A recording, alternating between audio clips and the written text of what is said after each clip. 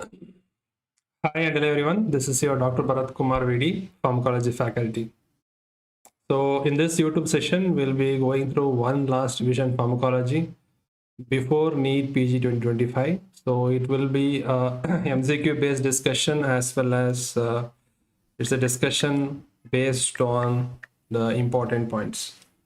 So just message me whether the audio video is fine. In this YouTube session, we'll be going through one last revision pharmacology.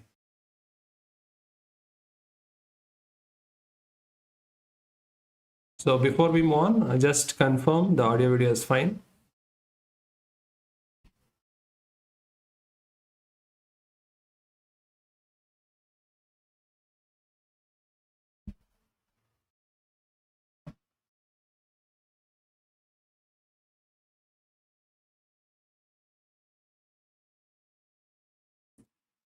Okay, so let me start. So we'll start with a quote that when you want to give up, remember why you started all those things.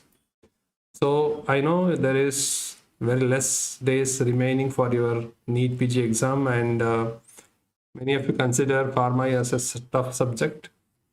So let me make it easier and let us go in a systematic manner. We'll go with the GAT, then we'll go with the RS, then General Pharma, ANS. So sequentially go with one by one. So yes.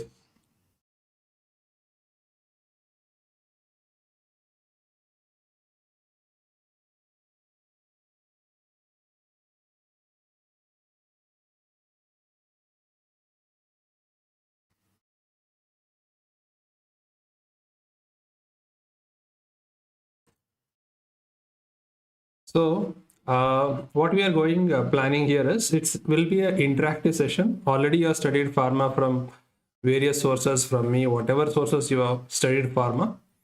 The purpose is to make pharma easier and score more marks in your NEET PG exams. So please be interactive and please try to answer those questions here. So my plan is we'll start with the GAT pharma and let us take up the questions, MCQs, and please try to answer this. The first is, which of the following drug used in peptic ulcer disease is an ulcer protective drug? Now I have given 5 options. Usually exam will have 4 options. Why I have given more? So that we will analyze every option here.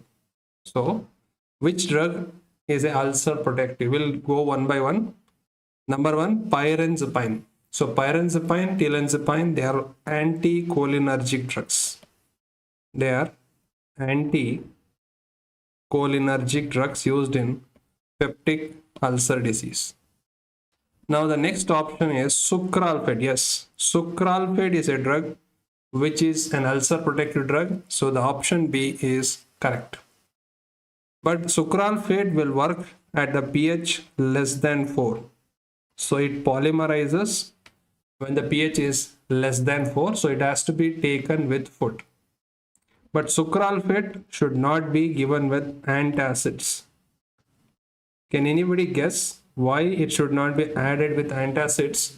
Because antacids will not allow the pH to be less than 4 and sucralfate will not work. Yes, Siksha, Noor, Virendra Singh, very good.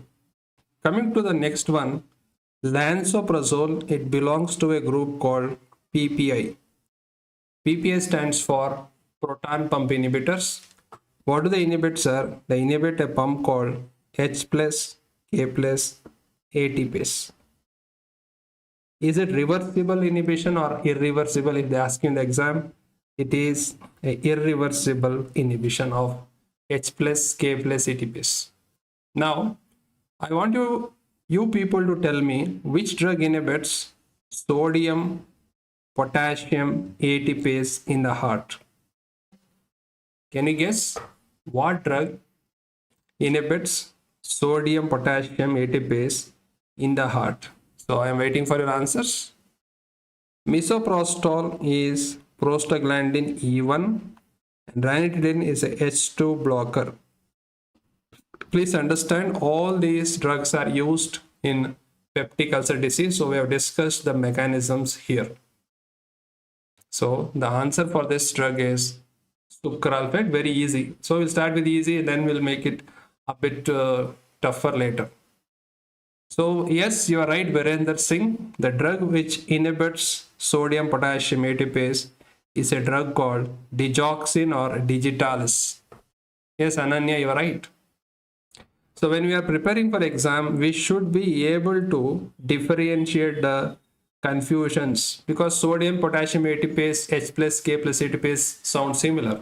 So you should not be confused. So the answer is sucralfate.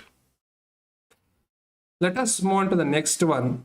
In GIT pharma, what they ask you is H. pylori eradication. So the regimens we use are two types. Triple regimen where we use 3 drugs and quadruple regimen we use 4 drugs. But what do they ask you? How many days we use this? We use it for 2 weeks, that is 14 days. So H. pylori eradication regimen, we use this for 14 days. So what are the antibiotics we use? Clarithromycin, amoxicillin, metronidazole, tetracycline, bismuth subcitrate. So if you remember the mnemonic we have taught in the class, the antibiotics used for H. pylori are ABC trademark: amoxicillin, bismuth, clarithromycin, tetracycline, metronidazole. So sometimes they may ask you which is not used. Yes, sir. Now let us analyze the next question. Drug of choice for early CINV. What is CINV? Chemotherapy induced nausea and vomiting. Any guesses? I'll wait for your answers.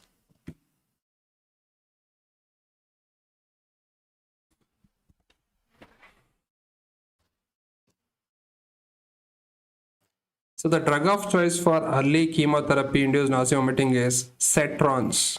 So any drug ending with cetron, for example, ondansetron, granisetron, palanositron, these are 5-HT3 antagonist. So these are the drug of choice for early CINV. Now any drug ending with pitant, aprepitant, natopitant, rolapitant, these are neurokinin 1 receptor antagonist. Neurokinin 1 receptor antagonist. So last NEET PG 2024, they had asked the mechanism of aprepitant, natopitant. That question appeared. We have discussed that in rapid revision also.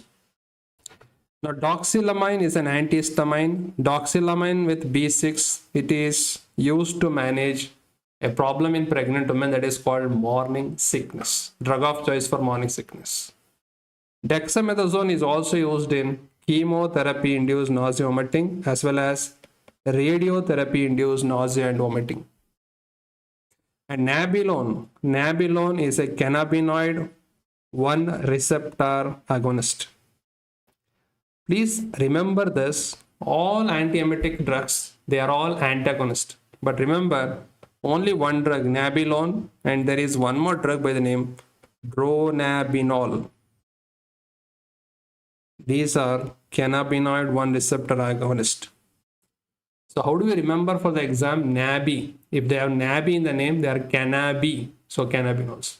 So these are the important drugs used in vomiting. Now let us clarify certain things, how the cases will be asked. We understood the mechanism. So first case is pregnant. She comes with nausea, vomiting in first trimester. What is the drug used and drug of choice? It is nothing but morning sickness. So tell me the drug of choice. It is doxylamine plus B6. B6 means pyridoxine. Now you are planning a trip with friends to ascend rapidly to Ladakh for jolly. So after your NEET PG, you wanted to go to Ladakh, high altitude. And what is the drug you use prophylactically? So second one is for you to answer. Suppose you are going to high altitude, which drug will you take prophylactically? Please answer that. Suppose you are planning a trip to hilly area with curvy roads, previous history of vomiting in the trips. So most of the people would travel and they have vomiting during travel, that is called motion sickness. So what is the drug of choice for motion sickness? The drug of choice is hyoscine. If hyoscine is not there in the option, you can give a drug called promethazine. So we can give promethazine. Yes, Noor, you are right. Soul, you are right. The drug which is taken prophylactically for high altitude sickness is acetazolamide. The name is acetazolamide, and what is the mechanism, that is also been asked. It's a carbonic anhydrase inhibitor. Now there is a drug called fourth case, metoclopramide. So metoclopramide is a D2 blocker. Very, very favorite drug for examiner. It is a D2 blocker which can cross the blood-brain barrier and block dopamine in the brain. So what happens if you block dopamine in the brain? There is dystonia. So metoclopramide was given. Patient had dystonia, that is torticollis and upward rolling of eyeball. What is the treatment for this? So if you give an antiemetic metoclopramide, there will be dystonia. How do you manage? Yes, any idea? What are the drugs for that? The drug what we use is benzhexol. So we can give benzhexol. What is the other name for benzhexol? It is also called as trihexyphenidyl. And also we can give, if that is not there in the option, we can give a drug by the name promethazine. We can give a drug by the name promethazine. So this is how the cases will be made for antiemetic drugs. So number one I told you is morning sickness, motion sickness. Number three is motion sickness. Number two is the mountain sickness, high altitude sickness. And number four, metoclopramide, a very, very favorite drug. Every time you see in INICET NEET PG that has been tested. Yes. Now moving on to another cases, patient came with high gastrin level and acidity. High gastrin level acidity usually we see in a syndrome called Zoringer-Ellison syndrome. And the drug we use for that is proton pump inhibitors, PPI. Nausea and vomiting after chemotherapy less than 24 hours is early CANV. So you know the drug of choice for them, Cetron. Nausea and vomiting after chemotherapy, that is 1 to 5 days, that is called late CANV. You know the drug of choice, they are pitants. But the question is, what is the best combination for CANV? Most of the times practically we give chemotherapy and we don't wait the patient to vomit. We give it prophylactically. So what is the best combination? The best combination is 5-HT3 blocker, that is Cetron, plus neurokinin 1 blocker, that is pitant, with a steroid, and the steroid is called dexamethasone. The steroid is called dexamethasone. Now the last one, patient is having anorexia, that is HIV patient. Which antiemetics are used? Any idea? Can you guess it? So it should be an interactive session. In between you should be answering this. Anorexia in HIV patient, what antiemetic is used? I will give a clue, they are cannabinoid agonist. So what we use is a drug by the name nabilone, or you can give a drug by the name dronabinol. So the NABI drugs are used. So this is how the cases will be framed and asked in your NEET PG exams. Okay. Now let us move on and let us discuss laxatives and purgatives. What is the laxative used in hepatic encephalopathy? Most of you know the name is called lactulose. Nowadays we have another option that is called lactitol that can be used. Lactitol. What is the purgative which causes melanosis coli, that is pigmentation of colon, is senna. You know henna, hair color, mehendi. So it will color. Same thing, henna will color the this thing, colon, melanosis coli. Now, can you guess the third one? See, first one we did correct, second one we did correct, third one, chloride channel inhibitor used in non-infectious diarrhea in HIV patients on anti-HIV drug. So HIV patients having diarrhea, we use a chloride channel blocker. What is the name? So this was a PYQ, NEET PG PYQ. I will give the name. It starts with CR. Guess the drug name. Yes, come on. Guess the drug name.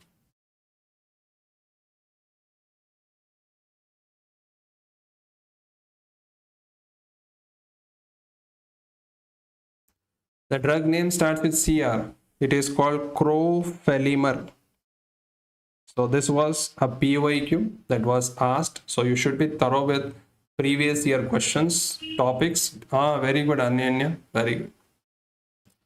Number 4, we have a GLP-2 agonist used in short bowel syndrome, and that was also asked in NEET PG. So let me give the clue. The name starts with T. Guess the drug.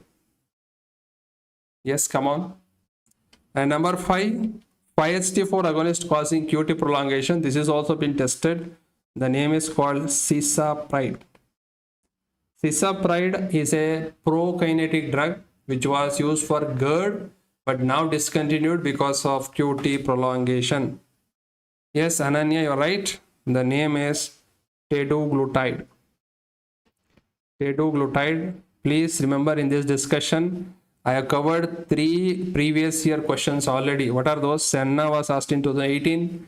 Crofelemer, teduglutide were recent questions. Cisapride was also asked. So please make the session interactive. If you're liking the session, press the like button and we'll continue. So these are the important points about our GAT pharma. Terzipatide, I will come to that, Akila Reddy. That's a different drug. We'll come to that, don't worry. Yes. So let us go on with another pharma, autonomic nervous system pharma, ANS. In ANS pharma, the first question, a big question, but to understand things. Which of the following is false?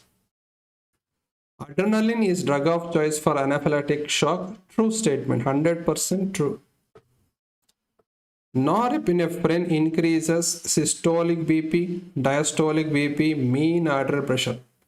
Remember, norepinephrine, also called as noradrenaline, acts on alpha 1 and beta 1. It increases all BP. But after some time, what happens? If you give norepinephrine continuously, there is activation of parasympathetic. There will be reflex bradycardia. Reflex bradycardia, that is a true statement. Since it increases all the BP, so it is one of the drug of choice for every kind of shock. Norepinephrine you can give for every shock except one shock, that is anaphylactic shock. For that, the drug of choice is adrenaline. Why adrenaline? Because the physiological antagonist of histamine is adrenaline. All the histamine action are antagonized by adrenaline. Dopamine is used in cardiogenic shock with oliguria at infusion rate of 2 to 10 microgram per kg per minute. Yes, dopamine is also used in cardiogenic shock with oliguria, less urine. And the rate is 2 to 10 microgram per kg per minute. The last one is dobutamine. Please remember, dobutamine never works on dopamine receptor. So dobutamine mainly acts on beta 1, very less on beta 2, and very less on alpha 1. So it doesn't act on dopamine receptor. Then where do I use dobutamine? Dobutamine is used in CHF, acute CHF, cardiogenic shock, and it is used for cardiac stress testing. The name is called dobutamine. But there is another drug which stimulates dopamine, that is called phenol-dopam. How do I remember them? Dopamine, the drugs which act on dopamine, they end with dopam or they have dopam in the name. So it is a D1 agonist. And that is the one which is used in hypertension emergency. Where do I use it? I used in hypertension emergency. Very, very important. So these are all catecholamines repeatedly asked. So in one MCQ, we have tried to cover everything. but let me discuss in detail. These are asked frequently. So the answer for this question, first statement is D. Okay, sir. So first of all, let us understand the uses of adrenaline. Adrenaline is diluted and used. So let me tell you the uses of adrenaline. Number one, we use 1 in 1000 and I give it by IM, subcutaneous or nebulization. So we use 1 in 1000 for managing anaphylactic shock and angioedema. The dilution is the 1 in 1000, 0.3 to 0.5 milligram or ml, and it is given IM, particularly vastus lateralis muscle. This you should never forget, not only for your exam, for your practice, lifelong you cannot forget this. You should always remember it. You can also nebulize this in croup and bronchospasm. 1 in 10,000 is given when you give IV, IO or endotracheal. So we use it in severe bradycardia cases, cardiac arrest. Is there no voice? Just check.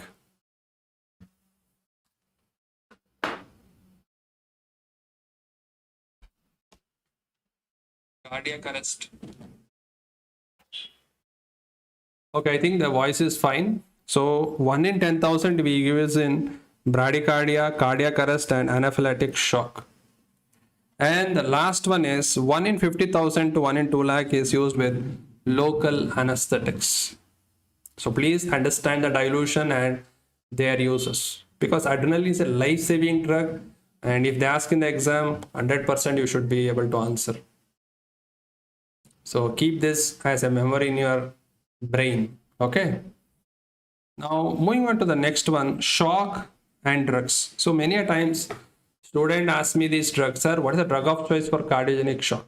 Please understand, any shock with hypotension, if a patient has hypotension, then one of the best drug vasopressor of choice is norepinephrine can be given. But there are certain situations where the drug may change. For example, patient is having cardiogenic shock and BP is low and he is having tachycardia, then low blood pressure I can give norepinephrine. Suppose patient is having cardiogenic shock with oliguria, then I can give dopamine. Why dopamine, sir? Because dopamine, it can cause renal vasodilation and can help in increasing renal output. Suppose the BP is high and mean blood pressure is also high, there is cardiogenic shock, not high, it's maintained, then what do I use is dobutamine. What I use is dobutamine. So this is how you can analyze the case.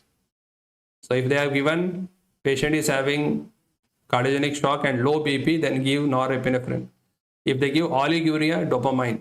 If they give BP is maintained, mean arterial pressure is maintained, then you can give dobutamine. But please understand, any shock with hypotension, the drug of choice is norepinephrine.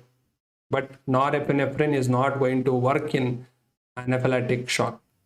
So let me tell you again, any shock, septic, neurogenic, hypovolemic shock, hypertensive shock, the vasopressor of choice is norepinephrine.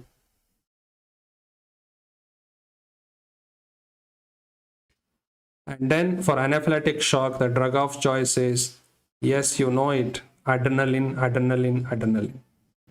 Adrenaline, yes, you are clear with this. Now, before that, let me tell you about dopamine. So dopamine, I can tell you, it can act on various receptors at various levels. So remember, dopamine, if you give it at 1 to 2 microgram per kg per minute, it acts on D1. So it causes renal vasodilation. So what happens? It will increase the urine output. If you give 2 to 10, it acts on beta 1 and increase the cardiac output. That is why at this level, I can give it for cardiogenic shock with oliguria. If I give higher level, it causes action on alpha 1 and causes vasoconstriction. This is repeatedly asked. So there is a difference between dopamine and dobutamine. Please remember, dopamine has action on all the three, D1, beta 1, alpha 1. But dobutamine has no D1 action. Dopamine action is not at all there. but it can act on alpha and beta. And where do I use dopamine? I use it in cardiogenic shock. I use it in cardiac stress testing. I hope you are clear with this, Dr. Shania. Yes. So these 4 drugs repeatedly tested in an exam: adrenaline, noradrenaline, dopamine, dobutamine, and even phenoldiazepam was tested recently. So these drugs you have to remember. Okay. Now another thing that is being tested is alpha agonist. Many a time they will ask you which of the following is a alpha agonist. Let me give you a clue. Alpha agonist used in ICU sedation or pre-anesthetic medication. Any guesses? Any guesses? This is for you. Find out. Second, alpha agonist used in hypertension. Most of you know it. The name is clonidine. Clonidine and a drug called methyl dopa. Methyl dopa, I call it as mother dopa because it is safe in pregnant women. Yes, very good, Ananya. The name is dexmedetomidine. So that is for ICU sedation. Number 3, alpha agonist used as central skeletal muscle relaxant. The name is called tizanidine. Suppose you are running, you got a muscle catch, that is where we use central skeletal muscle relaxant. Number 4, alpha agonist used in glaucoma. There are 2 drugs, apraclonidine and a drug called brimonidine. I think you have studied them in ophtho also, apraclonidine and brimonidine. The last one is alpha agonist used in opioid withdrawal management. Suppose a person is morphine addict, suddenly stops it, he will go for withdrawal symptom. What alpha agonist we are using?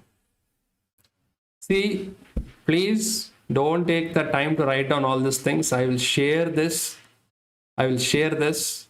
in Telegram. You can download this and read it. Now you should be interacting, your brain should be thinking and answering this. Yes, you are right, toluidine blue.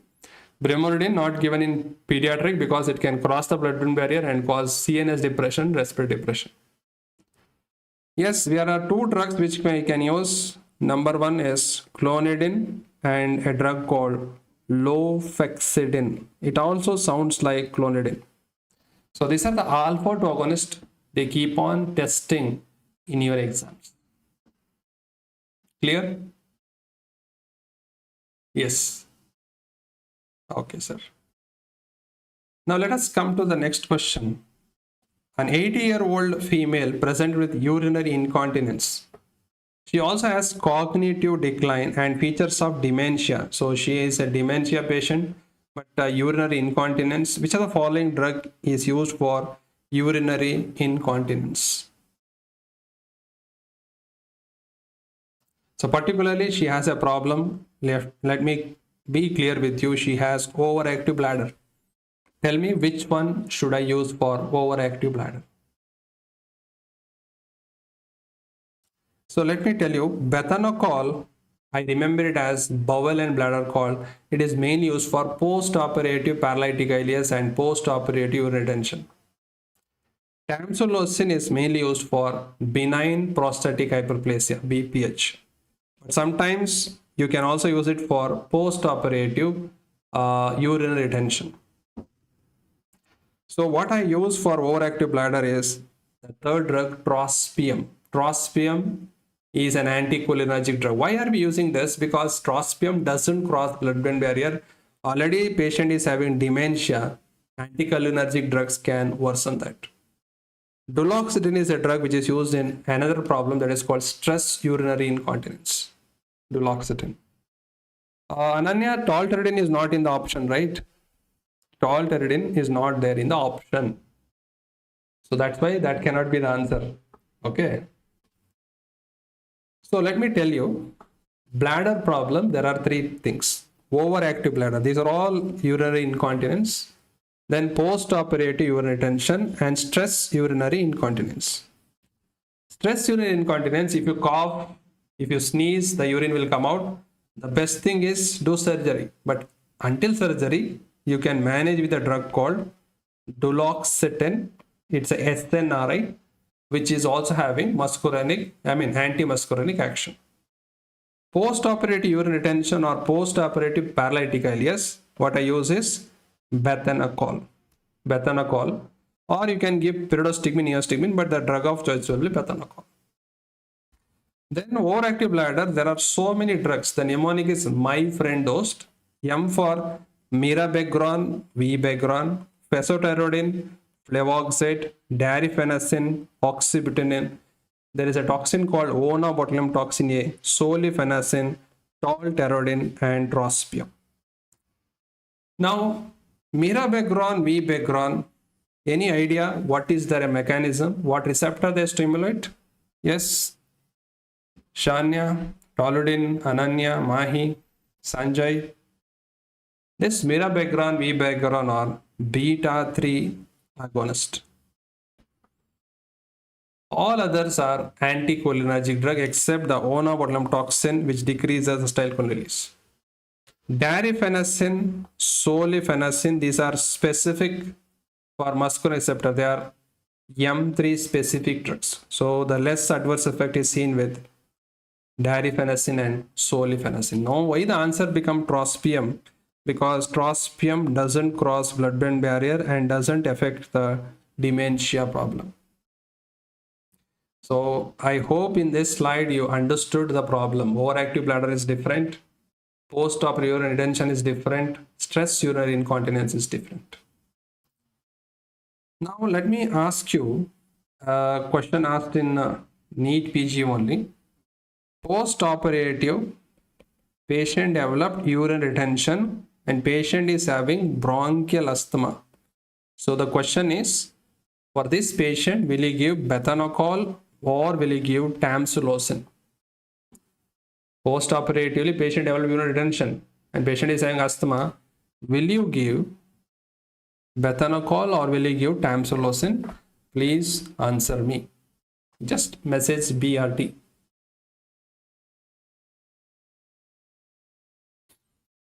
Yes, correct. I will use tamsulosin. Sir, why can't I use bethanacol? Bethanacol is a cholinergic drug and cholinergic drugs are bronchoconstrictors and patient is asthma patient, so I cannot give it. That was your NEET PG question earlier asked. So this is the bladder problem. Now let us move on to the next question. 48-year-old patient was having abdominal colic, abdominal pain due to GE, gastroenteritis. Which of the drug is mainly used to relieve colic pain? Option A, pyranzipine, telanzipine, they are used for peptic ulcer disease. That is also NEET PG question. Glycopyrrolate is a pre-anesthetic medication. So we give it to decrease secretion, so to prevent aspiration pneumonia. It doesn't cross blood-brain barrier. So what I use for colic pain is dicyclomine. I can use dicyclomine or I can give another drug by the name clidinium.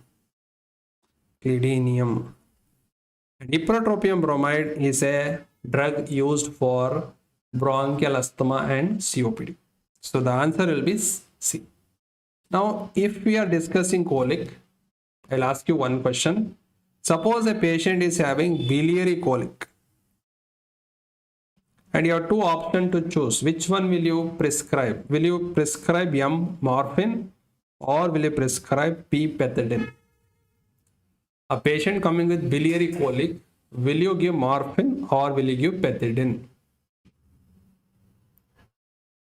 Yes, come on.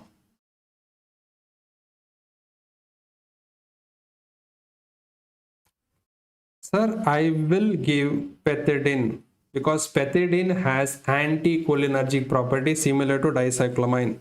Morphine I will never give because morphine causes contraction of sphincter of Oddi and worsens biliary colic. So this is again tested in your exams. So any undiagnosed abdominal pain coming in the night, don't ever give morphine unless you rule out biliary colic. So what I gave for biliary colic is pethidine. What I don't give is morphine. I hope I am clear with why I will not give. Moving on to the next one. What is the mechanism of action of botulinum toxin? Botox, where we use Botox is used for wrinkles on forehead, strabismus, surgeries, achalasia, cardia. Even Ona botulinum toxin A is used for migraine prophylaxis and overactive bladder. So what is the mechanism?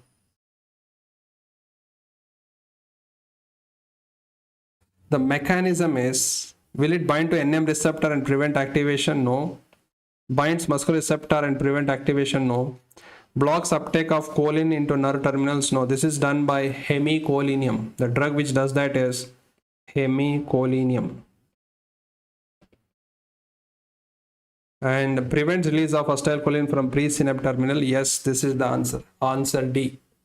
So they are asking plenty of times the mechanism of botulinum toxin. What does it do? Suppose this is a synapse, this is the muscle. So this is the acetylcholine which is released. It acts on NM, and after acting on NM, you see skeletal muscle contraction. So what drugs can prevent a muscle contraction? Let us see. So this is frequently tested. Number one, the release is inhibited by our Botox, botulinum toxin. Correct. NM. So NM can be stimulated by a drug called succinylcholine. Succinylcholine is a depolarizing skeletal muscle relaxant. A drug can block this. They are called non-depolarizing skeletal muscle relaxants. For example, D-tuberculin or any drug ending with curium or any drug ending with curonium. D-tuberculin, atracurium, pancuronium.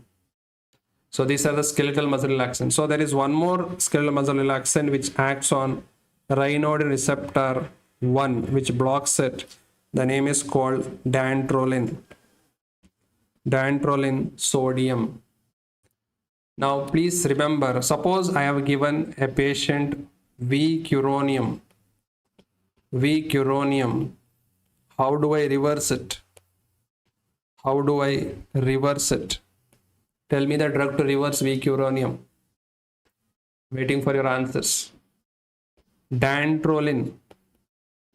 Dantrolene is a drug of choice for two conditions. Number one, neuroleptic malignant syndrome and malignant hyperthermia. Malignant hyperthermia is caused by succinylcholine and halothane-like drugs. For that, dantrolene sodium is the drug of choice. And what does it inhibit? Ryanodine receptor 1. How do I reverse it? Yes, the name is Sugammadex. Sugammadex I can give. So Sugammadex can reverse rho-curonium and V-curonium. Suppose this Sugammadex is not there in the option, then how do you reverse it? If that is not there in the option, I can give a drug called neostigmine. So this is recent INICET question. They had given V-curonium, how do you reverse? Neostigmine. But if that is not in the option, the first choice will be Sugammadex, which is faster acting compared to neostigmine. Okay, so please understand, for neuroleptic malignant syndrome and malignant hyperthermia, the drug of choice is dantrolene sodium. So this is the neuromuscular junctions. I told you what are the different type of questions which come from here. Now coming to another problem at neuromuscular junction, the Myasthenia gravis.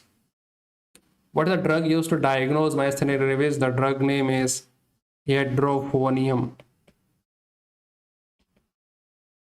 And the test name is Tensilon test. Tensilon test. So we use Tensilon test. Yes, PTSD, you are right. So why we use atropine with neostigmine? To avoid the muscarinic adverse effect. Now guys, if edrophonium is not there in the option, let me tell you, if they don't give an edrophonium in the option, then what is the other drug to diagnose myasthenia gravis? That is not asked till now. Tell me.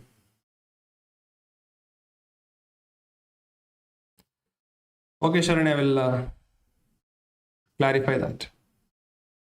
Drug used to differentiate myasthenia and cholinergic crisis is again edrophonium.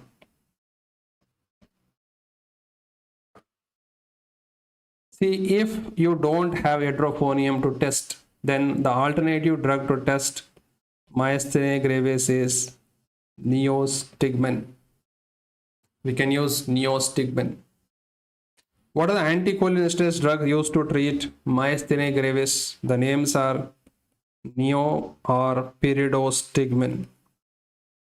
Neo or pyridostigmine are the anticholinergics. Are we giving amylglicide or tetracycline in myasthenia gravis patient? No, because amylglicide, tetracyclines, they can cause neuromuscular blockade. Suppose a myasthenia gravis patient has some infection, don't give amylglicide or tetracycline. So please have clarity with this. Let me tell you, neostigmine, pyridostigmine, both are similar drugs, but pyridostigmine is longer acting. Physostigmine should never be confused. Please remember, physiology enters your brain, so it crosses blood-brain barrier. But these two drugs don't cross blood-brain barrier. Neostigmine, pyridostigmine are used for muscle, skeletal muscle problem. What are those? They are used, number one, for cobra bite. Second, they are used to treat myasthenia gravis. Third, they are used to treat reverse non-depolarizing skeletal muscle relaxant, like just now we discussed vicodinum. Physostigmine crosses blood-brain barrier. That's why it's the drug of choice for atropa belladonna poisoning.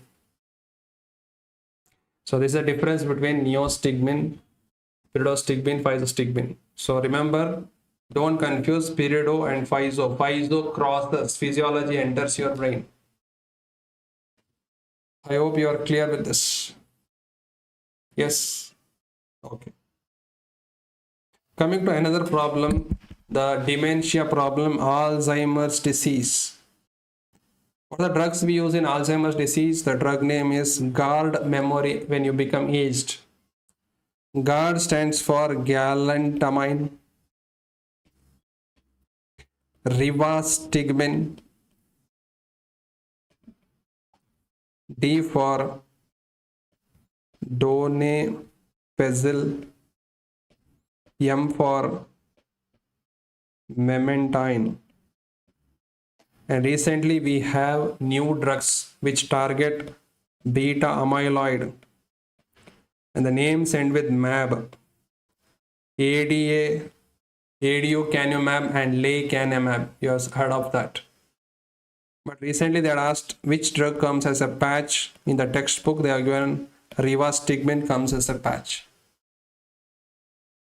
So galantamine, rivastigmine, donepezil, memantine, and the new drugs aducanumab and lecanemab, they target beta amyloid. So these are the drugs. Okay, so tell me whether you are understanding, whether the session is getting useful, because already we are 45 minutes ahead. Whether your understanding speed is fine, put a message in between.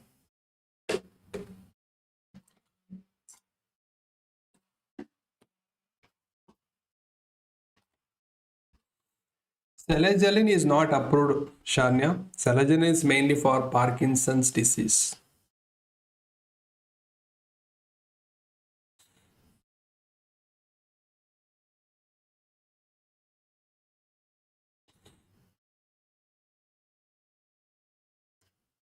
Okay.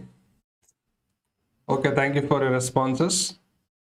Now, the next type of questions what we are going to discuss is drug poisoning. See, we have some overlap with forensic. Because in India it's forensic and toxicology, but in other countries it's pharmacology and toxicology. That's why. In drug poisoning, two things you have to observe: pupil size. So pupil they can give, depending on the pupil, it can be myotic or mydriatic. If it is a myotic pupil, you can suspect two things. You can suspect OP or carbamide poisoning or opioid poisoning. Mydriatic, you can suspect sympathetic drugs like cocaine, amphetamine, or you can suspect anticholinergic drugs like atropine. So if you observe the pupil, so if you can observe the pupil will tell you which poisoning we are dealing with. Meiosis, it can be OP or carbamide poisoning or opioid.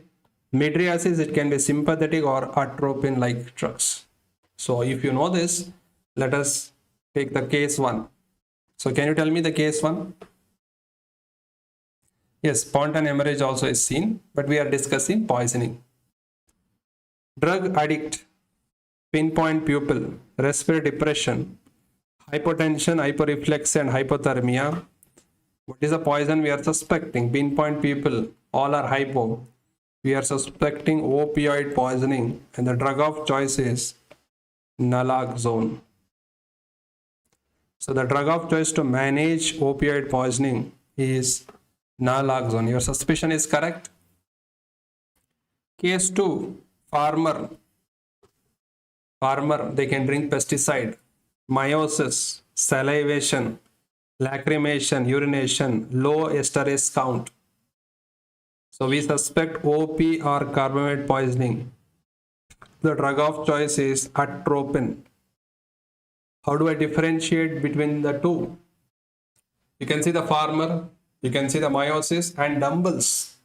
Then it is OP poisoning. You can see a drug addict, pinpoint people, respiratory depression, all hypertension, hyperreflexia, thermia, then opioid poisoning. Suppose if it is OP poisoning, we use atropine with pyridoxine, PAM. If it is carbamide poisoning, we use only atropine because pyridoxine or oximes are contraindicated in carbamide poisonings. Okay, so this is the one. Let me take case 3, and you will guess this. Case 3 you should guess.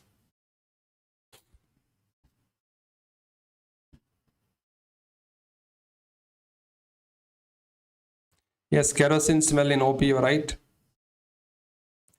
Yes, pyridoxine is acetylcholine activator, correct. Case 3, drug addict, dilated pupil, agitation, sweating, tactile hallucination, nasal perforation, high BP, heart rate is also high. What we suspect here is sympathetic drug, cocaine. Cocaine is a local anesthetic, but it is also an indirect sympathetic drug. Case 4, child ate berries. Okay, belladonna, blurring of vision, dilated pupil, confusion, flushing, tachycardia and high temperature. Suspected drug is atropine. What is the source of atropine? Atropobelladonna, datura. See, in atropine poisoning, there will not be any sweating, no sweating. If there is no sweating, then atropine poisoning. If there is sweating, it's sympathetic poisoning. Any guesses why there is no sweating in atropine poisoning? Because the sweat glands, maybe they are sympathetic fibers, but the neurotransmitter is acetylcholine, which is going to cause sweating. So when we give atropine blocks M3 and you won't see sweating in atropine poisoning. That is also been asked. Okay, so we know case 1, case 2, case 3 and case 4 here. Okay, sir. So this recently in NEET PG 2024 also one of these questions came. Now this is a very, very important table. If you know it, please answer. Poison or overdose antidotes. Organophosphate carbamate. The antidote is atropine. Atropine, belladonna, datura, it is physostigmine. Digoxin, it is called DG bind. DG bind is also called as DG fab or digoxin immune fab. Cyanide toxicity, the drug that we use is hydroxycobalamin. Because hydroxycobalamin will become cyanocobalamin, which is B12, which comes out. Benzodiazepines, beta carbolin, Z drugs, it is flumazenil. Cyanide toxicity, you may have a doubt. Hydroxycobalamin is easy to give. It will work immediately. But you can also use amyl nitrate with sodium thiosulfate. Then cobra bite, we use anti-snake venom, ASV. Anti-snake venom, you all know it. Coming to beta blocker overdose, I want you to guess the antidote for this. And for this valproate hyperammonemia. Ethylene glycol and methanol, we use an antidote called fomepizole. Fomepizole, what does it inhibit? It inhibits alcohol dehydrogenase. Opioids, just now I told you. Naloxone. Calcium channel blocker toxicity, we use calcium gluconate. Tricyclic antidepressant, can you tell me one? Imipramine, what is the antidote? Sodium bicarbonate. Lignocaine overdose is also been asked. Any local anesthetic overdose, stop it and give 20% intralipid. Mechanism is unknown. You see any exam paper, there is no paper without antidotes. Metoprolol, the antidote is glucagon. Valproate, it is carnitine. Yes, most of you have answered it, very good.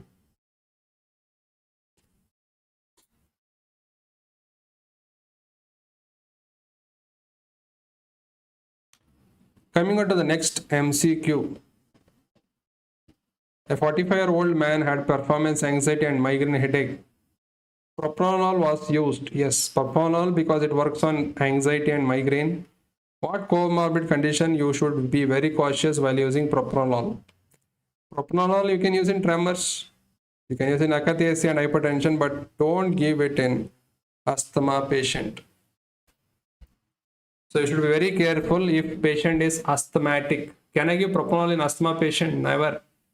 Why? Because propranolol, please remember, any drug ending with lol is a beta blocker. So this can act on beta 1, block it, beta 2, block it. So this will cause bronchoconstriction and worsen asthma. So you should be careful when you give propranolol in asthma patient. So propranolol is a non-selective beta blocker. Coming to specialties of beta blocker. Number 1, cardioselective beta blocker and non-selective beta blocker. What do you mean by cardioselective? They act more on beta 1, less on beta 2. Non-selective, they act on beta 1 as well as beta 2. How do I remember these drugs in the exam? There is a simple trick. Now you know that all the beta blockers end with lol. But if the beta blocker name starts with A to N, these are all cardioselective. If the name starts from N to Z, they are non-selective. But the one which differentiates this is N, that is nebivolol is cardioselective and nadolol is non-selective beta blocker. It's a non-selective beta blocker. So any drug you take, atenolol, esmolol, all these are cardioselective. Now moving on to the drug which is alpha plus beta blocker. The name is carvedilol and a drug called labetalol. So carvedilol and labetalol, they block alpha as well as beta. The question is, are they cardioselective or non-selective beta blocker? Okay guys, if the result has come, no problem. If you excelled, well and good, congratulations. Otherwise, concentrate on NEET PG. So tell me whether carvedilol and labetalol are cardioselective or non-selective beta blocker.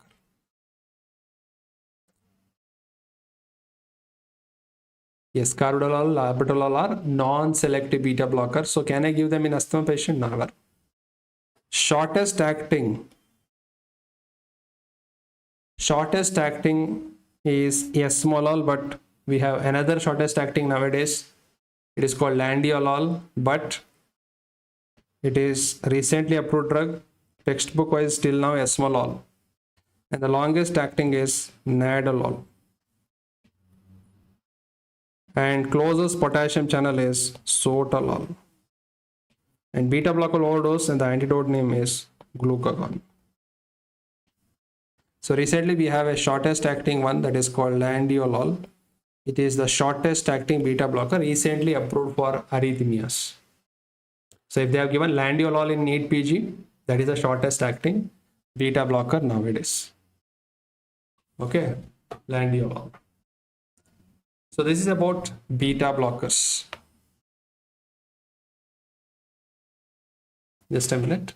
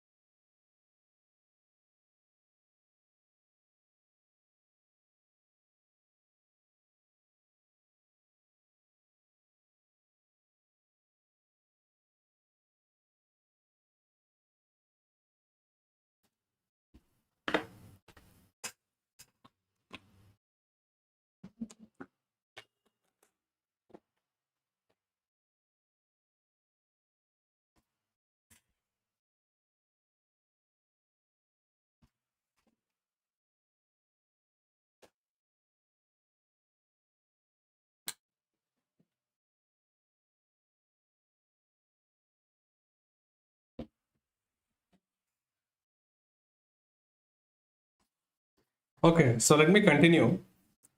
In the exam, they will ask you contraindications where we should not give. So head injury with cerebral hemorrhage, we should not give mannitol because mannitol will worsen it. Mannitol is also not contraindicated in anuria. Mannitol is also contraindicated in pulmonary edema.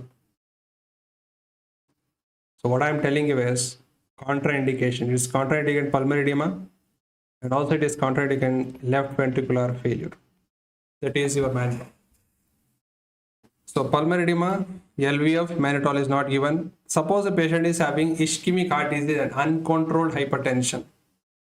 Then remember, cocaine, amphetamine, sumatriptan, ergot should not be given. Because remember the mnemonic as case. These case drugs are vasoconstrictors, and they worsen the ischemic heart disease and they worsen the uncontrolled hypertension. Let me repeat again. Let me repeat again.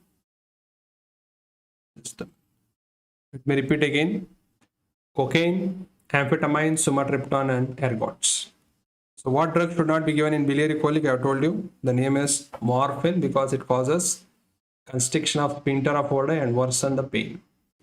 So this is the contraindication. Now, inflammatory bowel disorder like Crohn's disease, we don't give prostaglandins. Reason is prostaglandins are inflammatory mediators. Hepatic encephalopathy, we don't give acetazolamide because acetazolamide will increase the ammonia levels. GERD, gastroesophageal reflux disorder, we don't give CCBs. Why, sir? Because CCBs are smooth muscle relaxant. They relax the sphincter, esophageal sphincter, and worsen the GERD. Non-ST elevation MI, unstable angina, we don't give thrombolytics because thrombolytics should be used cautiously because the major risk is bleeding. They can cause micro emboli, so don't give it. Only you can use thrombolytics in ST elevation MI. Hemorrhagic stroke, don't give thrombolytics because hemorrhagic stroke means already there is bleeding. If you give thrombolytics, it will worsen it. So these are the contraindications you should be knowing. Just have a look, which have been tested already in your exams. Now coming to the next question, which of the following drug is used to manage benign prostate hyperplasia and causes floppy iris syndrome? The answer is tamsulosin. So tamsulosin is a alpha 1A selective blocker which is used for managing only BPH, and it can cause floppy iris during cataract surgery.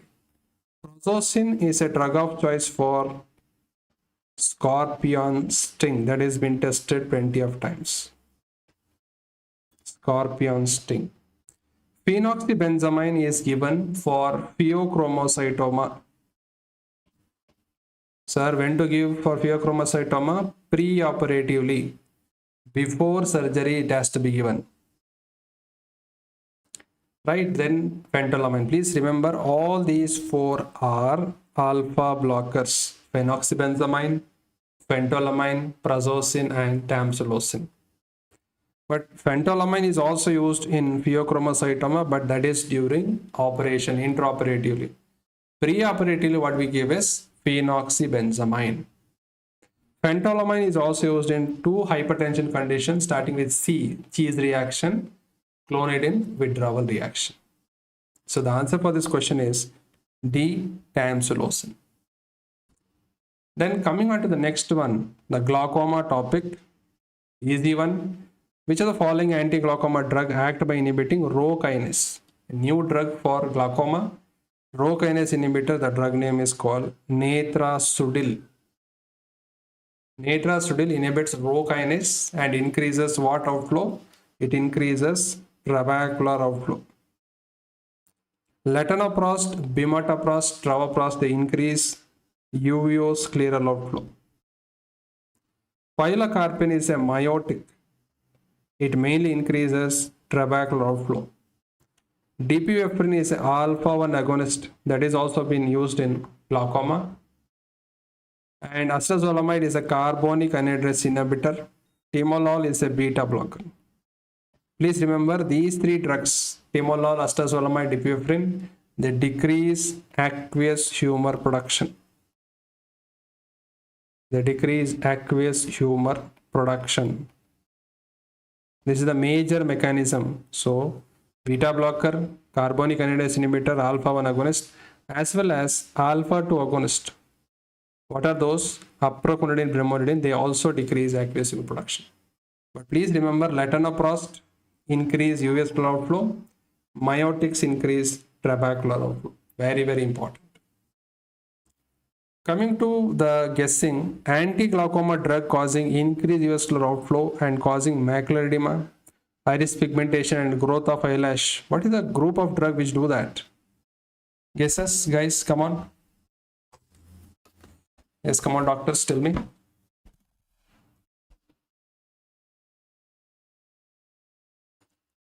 So which anti-glaucoma drug will do that? They are nothing but prostaglandin, F2 alpha, that is latanoprost, bimatoprost, like that.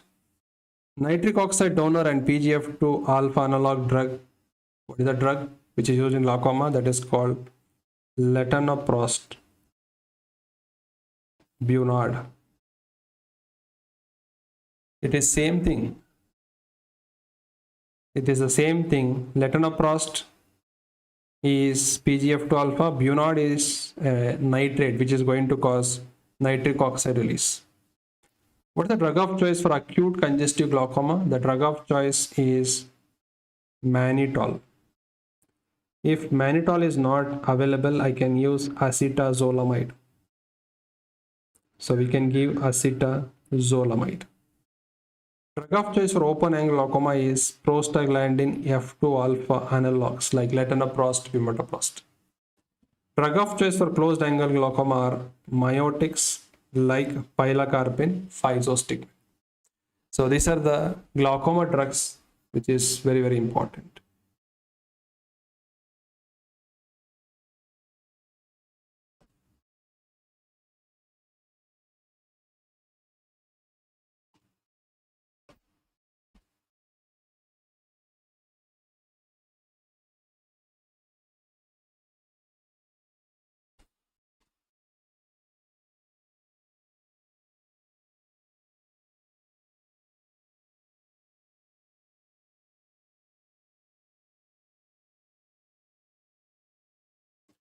Okay, so this is about glaucoma drugs. Let us move on to another question. A 58-year-old male patient had a BMI of 31, obese.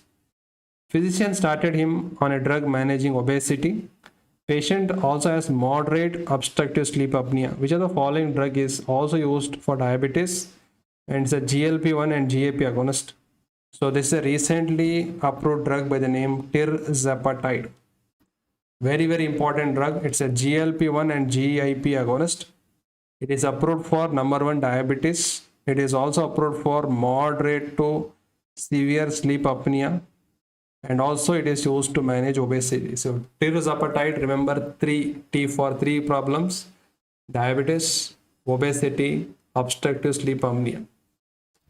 Now what about liraglutide and semaglutide? These are also approved for obesity, but they are GLP-1 agonist. Lorcaserin is a 5-HT2C agonist. Now it is not used because of the increased risk of cancer. It is not used, but many a times, even though it is not being used, they will test in the exams.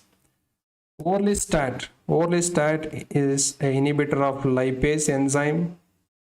So there will be steatoria in these patients who are on orlistat.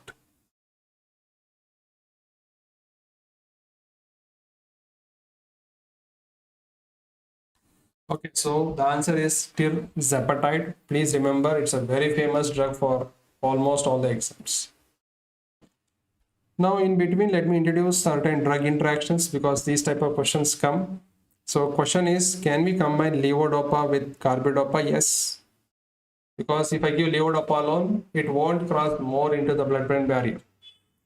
Can I give levodopa with B6? No, because B6 will stimulate peripheral decarboxylase, so more levodopa will become dopamine outside the brain and less levodopa is available for action. So no. Should I give ezetimibe plus statin? Yes. Suppose I give only ezetimibe, what happens? If I give only ezetimibe, what does it do? It inhibits cholesterol absorption. If cholesterol is not absorbed from the intestine, the liver will start synthesizing more cholesterol on its own. So if I add statin, I can stop the cholesterol synthesis also. Can I give nitrate plus sildenafil? No, because nitrate and sildenafil, both of them, they increase cyclic GMP, they cause vasodilation and severe hypertension. So no. Allopurinol plus 6-mercaptopurine, should I give them? Yes, you can give them, but what should you do? Decrease the dose of 6-mercaptopurine, because 6-mercaptopurine is metabolized by xanthine oxidase. 6-mercaptopurine is metabolized by xanthine oxidase, and if I am giving allopurinol, allopurinol inhibits xanthine oxidase. So if I give allopurinol, it inhibits xanthine oxidase, then what happens? 6-mercaptopurine, it is not metabolized, and that will lead to toxicity. So what should I do? I have to decrease the dose of 6-mercaptopurine. Now, should I give atropine and diphenoxylate together? Please answer the last one. Yes or no? I'm waiting for that. Come on, come on. Atropine with diphenoxylate. Yes or no? Atropine with diphenoxylate, yes, you can give, because what is diphenoxylate? Diphenoxylate is an opioid. It is used to treat diarrhea, and the drug is an opioid. Now what happens if I give it for diarrhea, particularly non-infected diarrhea? It will enter the blood-brain barrier. So patient may develop abuse. So what the government decided, they added atropine with this. So whenever they take diphenoxylate for diarrhea, they have that euphoria feeling. When the diarrhea stops, they continue taking that. Is abuse. So what the government did is, whenever you prescribe diphenoxylate, you add atropine, because atropine also crosses blood-brain barrier, and atropine causes delirium, confusion. So do you think patient will continue taking that? No. Similarly, we have a drug which is used for diarrhea, that is called loperamide. So loperamide, should I give with atropine? No need, because loperamide never crosses blood-brain barrier, so not an issue. So these are the interactions which have been asked and which are potential to be asked in the exams. Okay. Okay, Sindhu, yes, you're right. Now let us match the following.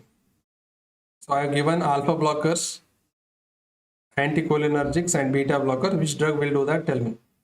Dry mouth, I'll give the number 1 for this. Which drug will cause dryness of mouth, blurring of vision, urine retention, constipation, tachycardia? It is done by anticholinergics. Postal hypertension, inhibition of ejaculation, nasal congestion, and diarrhea. Tell me, which group of drugs will come to your mind? Second, you should answer. Is it alpha blockers or beta blockers?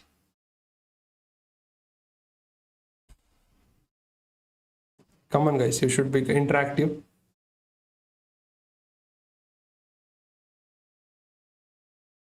So it is mainly by alpha blockers because these are vasodilators, so they cause hypotension, they inhibit the ejaculation. Number 3, bradycardia, hypoglycemic unawareness, that's why we don't give them in diabetics. Erection problem, heart block, fatigue, it's mainly by beta blockers. So even though you may be telling me, sir, I don't remember adverse effect of pharma drugs, when you see the question, obviously you will come to the answer. Okay. Yes. Now that is about ANS pharma. I think I have covered extensively cholinergic, anticholinergic, what is more important, everything we have covered. Let me move on to the next one, the general pharma. Now, general pharmacology is a favorite for NEET PG and INSET. But let me talk in respect of NEET PG, what are more important. So let me start with the first question. Loading dose of a drug depends on. Loading dose. Answer me quickly.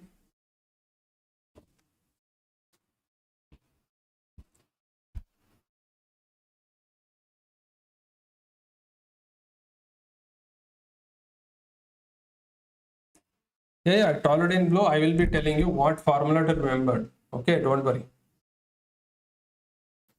See, please remember, loading dose of a drug depends on volume of distribution. That is the answer. So let me tell you the pharmacokinetic formulas which you have to remember for NEET PG. Now T of is half-life. Half-life. A and B, if they have given Sindhu, you have to choose the best answer. It's not INSET, NEET PG. You have to choose the best one. The best one will be volume of distribution. T of is given by 0.693 divided by K. What is K means? K means elimination rate constant. Or there is one more formula for T of. T of is equal to 0.693 into volume of distribution divided by clearance. This is the formula for half-life that can be asked. Loading dose, I told you, it depends on volume of distribution. So I can write volume of distribution into target plasma concentration, how much you want to achieve. That is the formula. But if they have given oral drug, then you come with bioavailability. F stands for bioavailability. So loading dose is volume of distribution into target plasma concentration by F. Maintenance dose depends on clearance. So it depends on clearance and what is your target plasma concentration into how many times in a day you want to give. That is called dosing interval divided by F. So this is the formula for maintenance dose. Loading dose, maintenance dose. Now I will ask you a question. Suppose a patient has renal failure and we are giving a drug which goes in the kidney, which is cleared by kidney. Will you change the loading dose of a drug or maintenance dose of a drug? A patient is having renal failure. We have to give a drug which is eliminated by kidney, cleared by kidney. So which one should I alter? Loading dose or maintenance dose? Please answer it.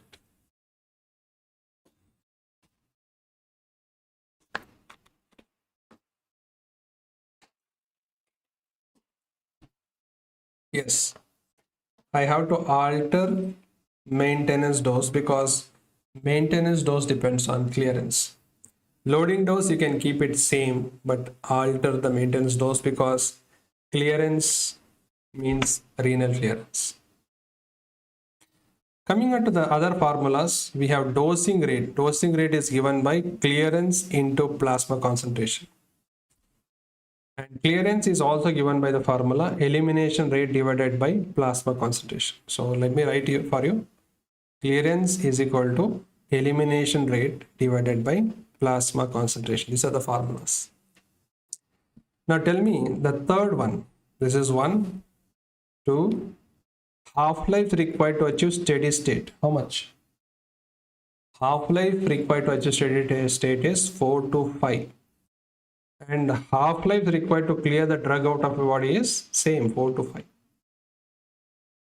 4 to 5 half-lives are required. Now let me ask you a question. Suppose we have a drug called lithium. And lithium half-life is 1 day. Tell me how many days are required to achieve steady state? How many days are required to achieve steady state of lithium?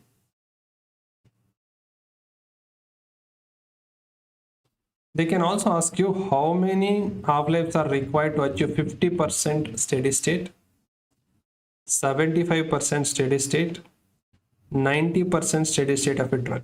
They can ask you how many half-lives. For 50% you require 1 half-life. For this you require 2 half-life, and 90% you require 3.3 half-life.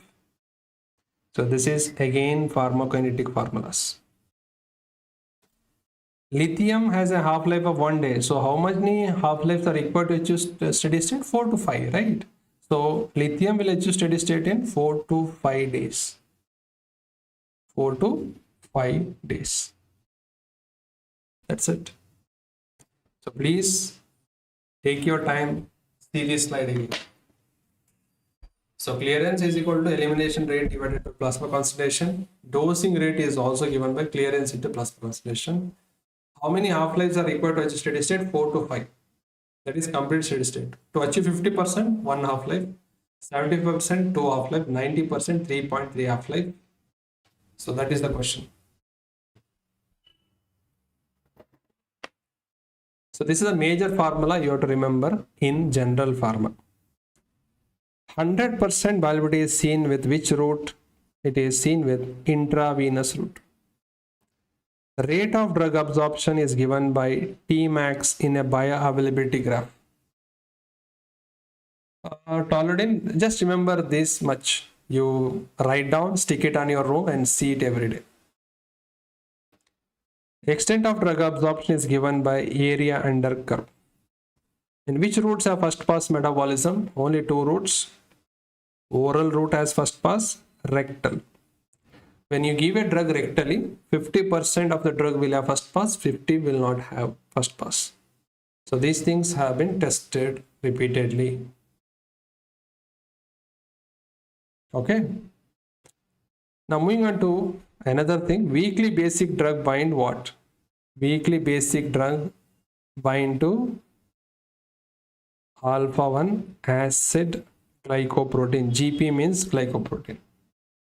Tolerant blue, sublingual has no first pass metabolism. Acidic drug bind to albumin. What drug undergo half months elimination?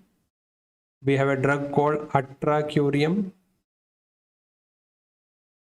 cis atracurium. Atracurium and cis atracurium. Sir, why should I know that?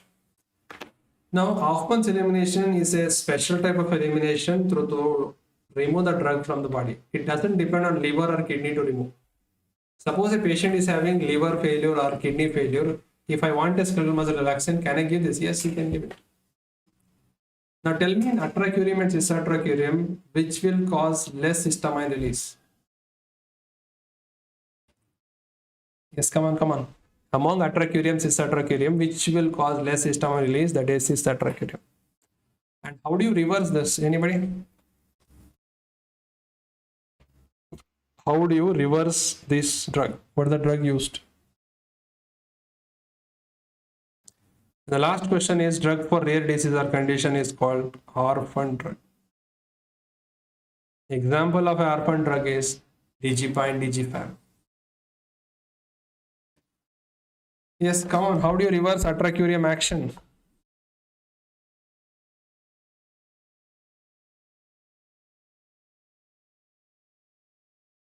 Same thing. You can reverse atracurium action if you want quickly by using neostig. But remember, Sugammadex is approved for only two curiums, that is rocuronium and vicuronium. Only for those two. Sindhu, Sugammadex is not for the other drugs. So I want to specify this. Only for rocuronium, vicuronium, you have Sugammadex or neostigmine. For all other curoniums, we have only one, that is neostigmine. Okay, it's okay. See, if you are making a mistake, make it here, not in the exam. That's it. ED50 means effect dose 50 is a measure of drug. Yes, anybody? It's a measure of drug potency. LD50 by ED50 is nothing but therapeutic index. What do you mean by TD50? 50 means dose required to cause toxicity in 50% population. Therapeutic index is a measure of safety. It will tell us how much safe the drug is. If a drug is having narrow therapeutic index, that means less safe. If a drug is having wide therapeutic index, means more safe.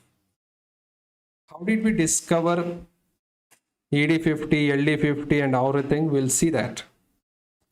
Kinetics of elimination, how a drug is eliminated, there are two types. First order kinetics, zero order kinetics.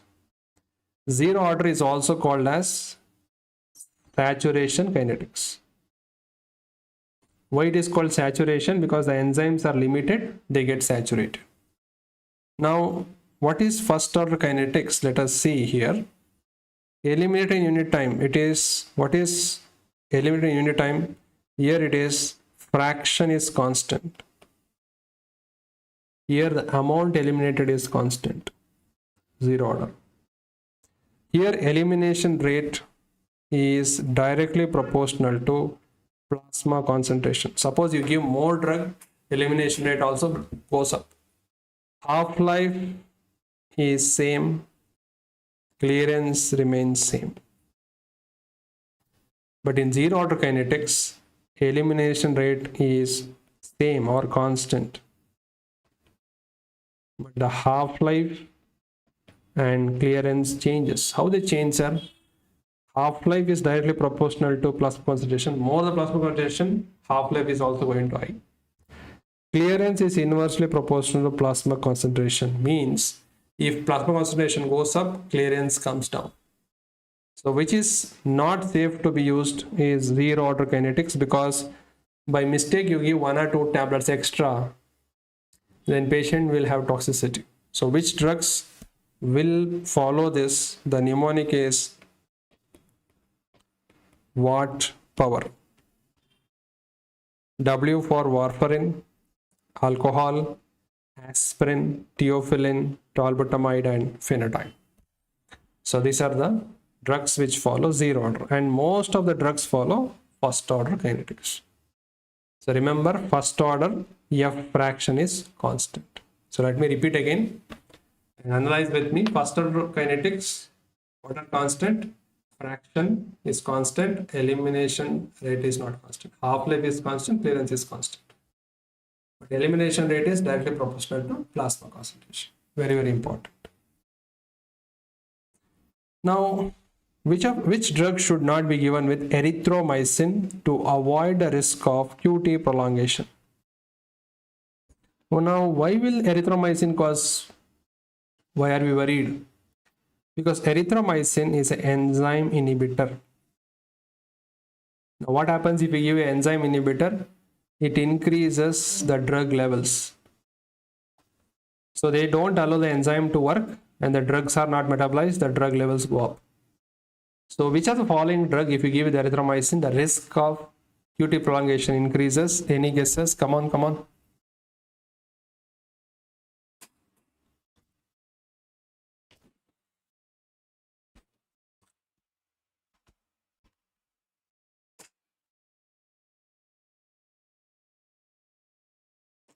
Yes, you're right. Astimazole. The drug name is Astimazole. It's an antihistamine. It has already been banned, but still they are asking these questions. But what to do? They are asking the question, we can't question them back. So that's the point here.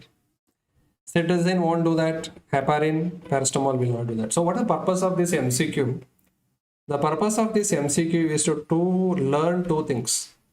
Number one, what drugs cause QT prolongation? Repeatedly asked in the exam. Second, what are the drugs which are enzyme inhibitor and what are the drugs which are enzyme inducers?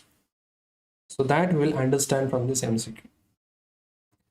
Recently, they had given erythromycin interaction with carbamazepine. So recently in INI-CET, they had asked this. What happens if you combine both of them? Carbamazepine levels will increase, leading to toxicity like ataxia and everything. First, let us tell a drug causing QT prolongation. Now, my question for you all is, can you tell me some of the drugs you know which can cause QT prolongation? Just try to message me. Okay, 2 minutes, I will take a break. You keep on messaging.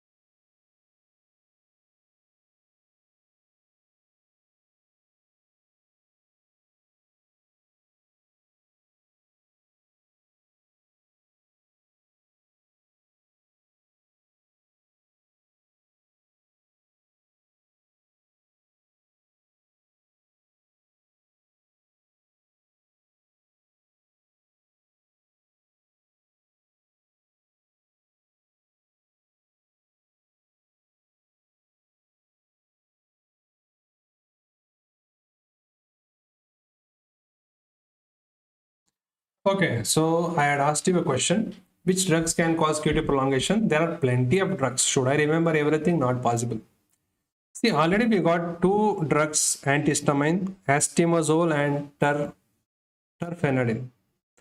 Antiarrhythmic drugs, antibiotics. So let me tell you. Antihistamines, two drugs, astimazole, terfenadine, repeatedly asked. We have a 5-HT4 agonist, cisapride, banned because of QT prolongation. Antiarrhythmic, class 1A and class 3. Which drugs come under class 1A? The QDP drugs. Queen has depression, psychosis. Q for quinidine, disopyramide and procainamide. Class 3 drugs. What is the main class 3 drug? Amiodarone, sotalol, ibutylide, dofetilide, dronedarone. Antibacterial, particularly the TB drug, bedaquiline, pretomanid, fluoroquinolones, fluoxetins, macrolide, azithromycin, antipsychotic, ziprasidone, methadone, antidepressant like imipramine. So I have given the most important ones. If you take a table, you will have plenty of drugs. At least remember this. At least remember these drugs. Okay, chosen from your PYQs. Okay. Okay. Now we'll understand enzyme inducers and inhibitors. The mnemonic is new scrap GPS. If you have done other mnemonics, keep it. My mnemonic is nevirapine is an enzyme inducer. There is an antidepressant called St. John's wort. We have carbamazepine, rifampicin, phenytoin, phenobarbital. These are major inducers. That's why I've made it in red. If they ask you others, charcoal broiled meat, alcohol, which is chronic, and riboflavin, these are all enzyme inducers, including smoking. But particularly remember the anti-epileptics, which are inducers, carbamazepine, phenytoin, phenobarbital, and a TB drug, rifampicin, is an inducer. Now there was a question asked. Patient is on 3 drugs for HIV, and now patient developed TB, and there are 4 drugs HRZD. Which one you want to replace? Which one you have to replace?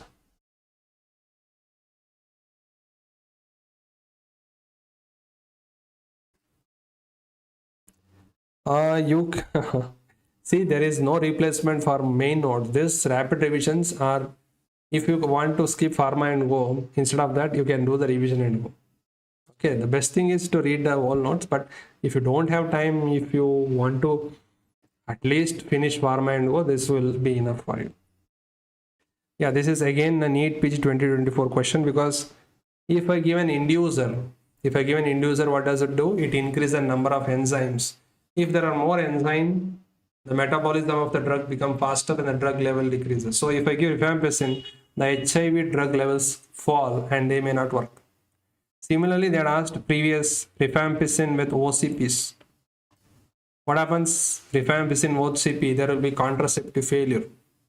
The NEET PG question was a pregnant woman, not pregnant woman, a married woman she was taking OCPs. She got TB. What advice will you give her? You should tell her the OCPs may not work. Use the alternative method of contraception, because TB is more important. So I cannot replace rifampicin there. So the question is like that. Married woman on OCP, she got TB. And what is your advice? Tell her OCPs will not work if I start TB treatment, and use alternative method of contraception. Now coming to inhibitors, there are plenty of enzyme inhibitors. If you have made your mnemonic, keep it. But this is the inhibitors. I am eating 2 very good fresh chocolate piece only. Isoniazid, TB drug, acute alcoholism, antifungals like ketoconazole, amiodarone, erythromycin, valproate, verapamil, grapefruit juice. Remember, grape juice is different from grapefruit juice. Grape juice is different from grapefruit juice. You check in Google. What is it? Grapefruit is a different fruit, not a grape. And fluoxetine, cimetidine, ciprofloxacin, clarithromycin, protease inhibitor, omeprazole. So even though in this table I have highlighted the most important ones in red, if you can't remember all these, at least remember the marked in red. Erythromycin has been tested plenty of times. Erythromycin was tested recently. Right? That's why we have made this. Now coming to the graph, identify the true statement from log dose response curve. Now log dose response curve, don't try to answer. First analyze the graph. You can see the dose is plotted in x-axis, response in y-axis, and it's a logarithmic scale. You get a sigmoid shape curve.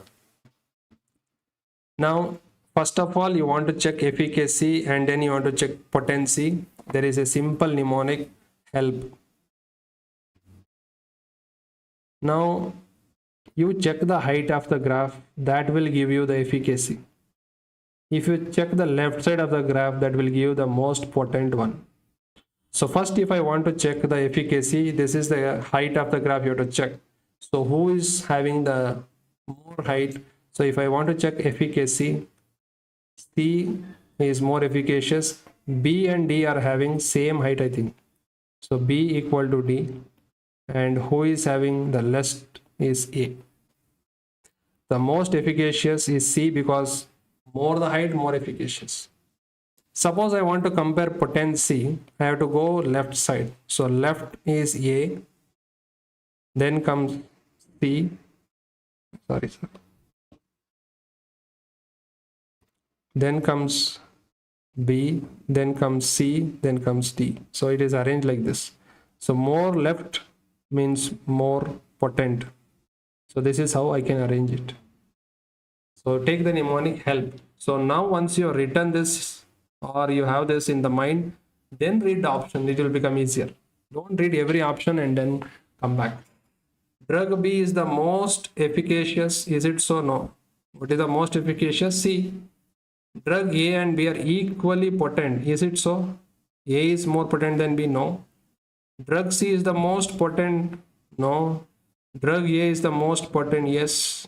So the answer will be D. So these type of questions, you have to first write down these things, efficacy and potency, then only you will come to the answer. Otherwise, you will be wasting your time for this question in the NEET PG. That's why. Yes, Sindhu, you're right. Already in blue, you're right. Now, there are two types of dose response. One is called graded DRC and one is called quantal DRC. Suppose I do it in only one person. Suppose I take a patient and give the drug and see the response. That is called graded dose response curve. If I take 100 people and do it in a population, then it is called quantal dose response curve. Now in quantal dose response curve, I will check whether the effect is present or absent. Suppose I give paracetamol, I will check whether the fever has come down or not. So it is all or none. So I check whether there is response present or not. So that's why we find out LD50 and ED50 from quantal dose response curve. Here individual, what we do is we increase the dose and see the response. We check mainly efficacy and potency in graded dose response curve. Now you have understood. In exam, no pen and paper. That's why we have become doctors. We have to use our brain. We have to memorize so many things. They think that we have so much big volume of distribution of brain to remember all these things. Now you answer this. Variation in sensitivity of response to different dose of a drug in different population is obtained from. Tell me whether it is from graded or quantal. Tell me. A or B?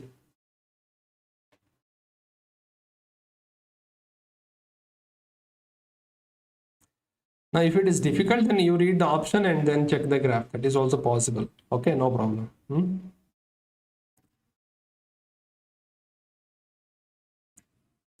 So in population we are doing, that means this is quantal DRC. B, correct already.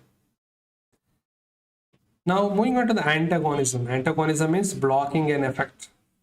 Now antagonism between adrenaline and histamine, this is called physiological antagonism. It is called physiological. Sindhu, what you didn't understand, just tell me. The antagonism between heparin and protamine. Heparin is acidic, protamine is basic. So there is chemical reaction, that is neutralization. So the antagonism is called chemical antagonism. The antagonism between atropine and acetylcholine, because both of them compete for the same site in the receptor. If they are acting on the same site, then the antagonism is called competitive antagonism. Competitive antagonism. The antagonism between diazepam and bicuculin, they act on GABA A. GABA A, but they act on different site. So if a drug acts on same receptor but different site, then the antagonism is called non-competitive. See, receptor is same, both the drugs are binding same site, competitive. The receptor is same and they are binding different side, that is non-competitive. Adrenaline and histamine are physiological antagonism. And there is chemical reaction, that is chemical antagonism. Now, I will explain to you again quantal DRC. See, what is quantal DRC? Quantal DRC means I take 100 people. There is 100 people or 100 patient. What I do, I take 100 patients, I give 500 mg of paracetamol. Do you think all the 500 will have decreased fever for 500? No. Some will have 1000 mg fever will decrease, for some 750, for some 650. So each individual responds at different doses. That is known in quantal DRC. But in graded DRC, I am taking only one person. I will give 500 mg, 1000 mg, 2000 mg. I won't be able to differentiate the population responses there. I'll see only the individual response. So if you want to see drug responding different in different people, you do quantal DRC. Otherwise, you want to check only in one person, then the DRC is called graded DRC. That's it. Now tell me, what is TD50? TD50 means dose required to cause toxicity in 50% of population. That means I should have taken 100 people. In that, 50 people will develop toxicity at some dose. That is found out in quantal DRC only. Okay, so please remember that point.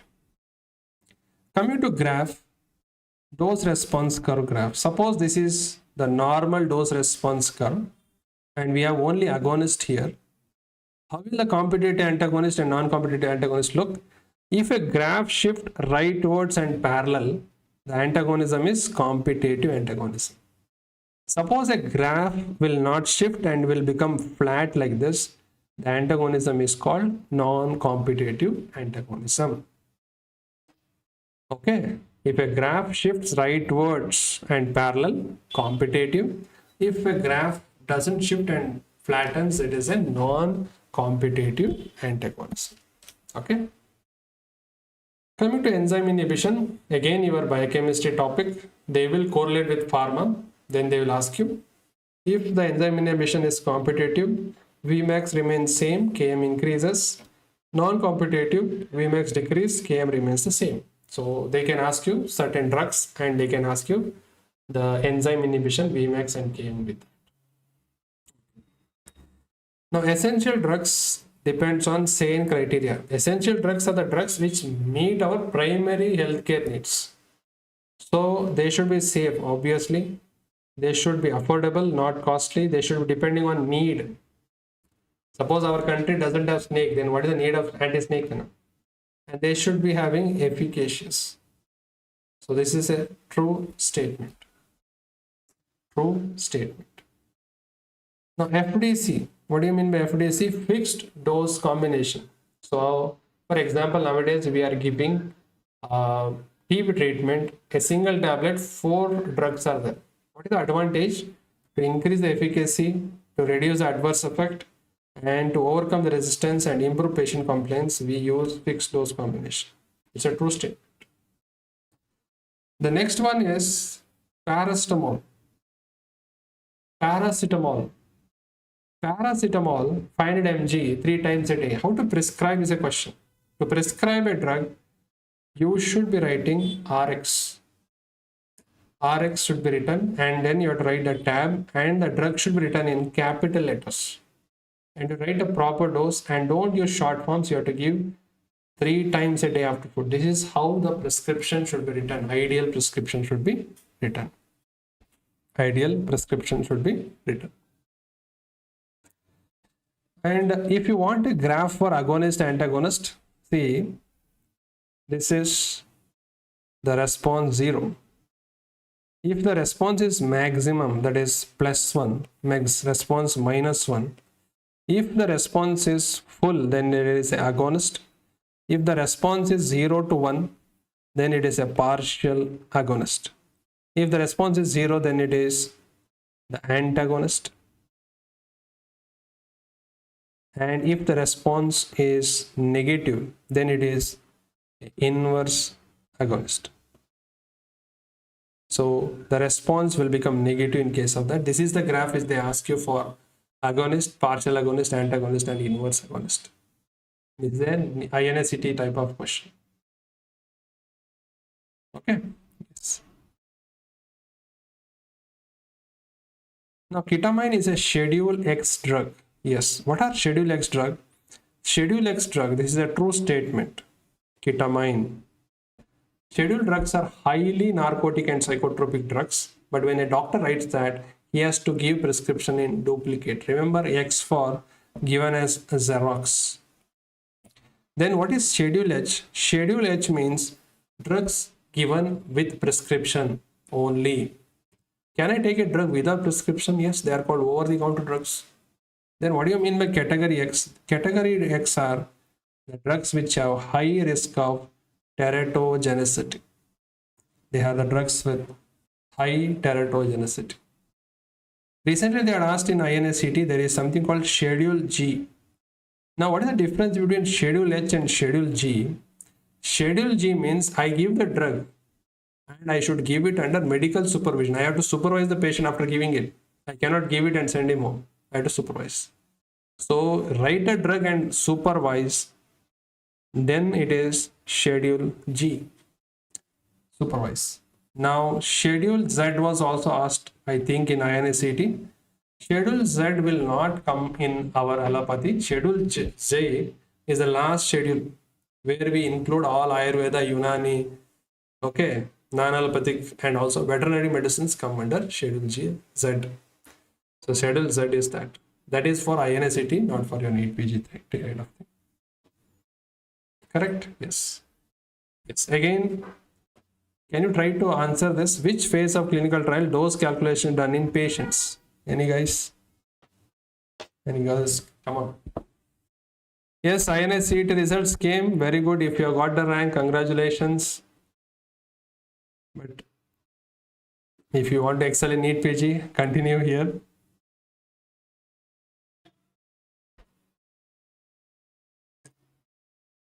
Yes. Come on, come on.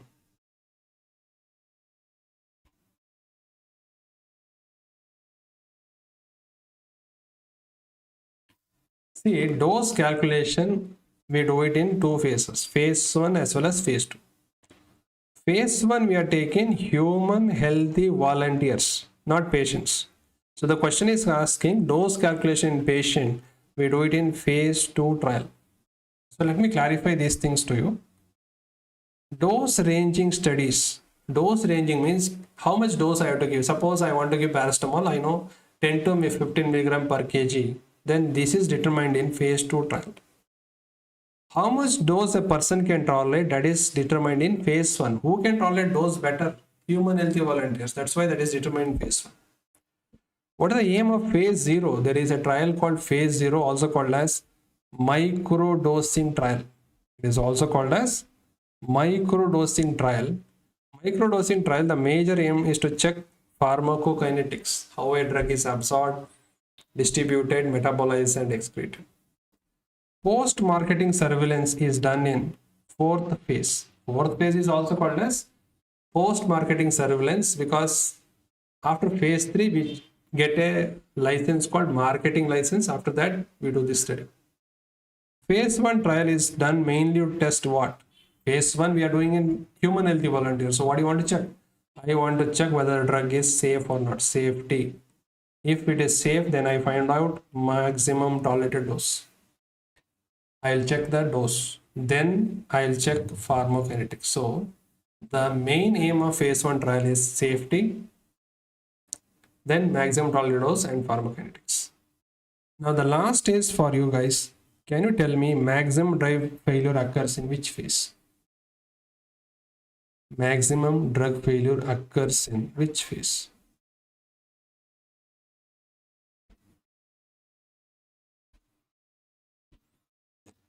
Yes, maximum drug failure occurs in second phase. Because why in second phase? Because most the drugs may not show efficacy. Why didn't they fail in phase 1? Because in phase 1 we are not taking patients at all. We are taking healthy volunteers who don't have disease. But when I test it in phase 2 in real patient, then I know that drug won't work. So maximum drug failure can occur in phase 2 trial.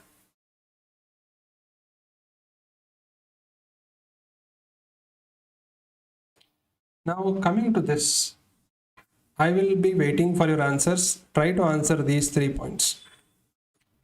Suppose the trial is having RCT, blinded, multiple center, 20 to 30% patients are taken. What is this phase?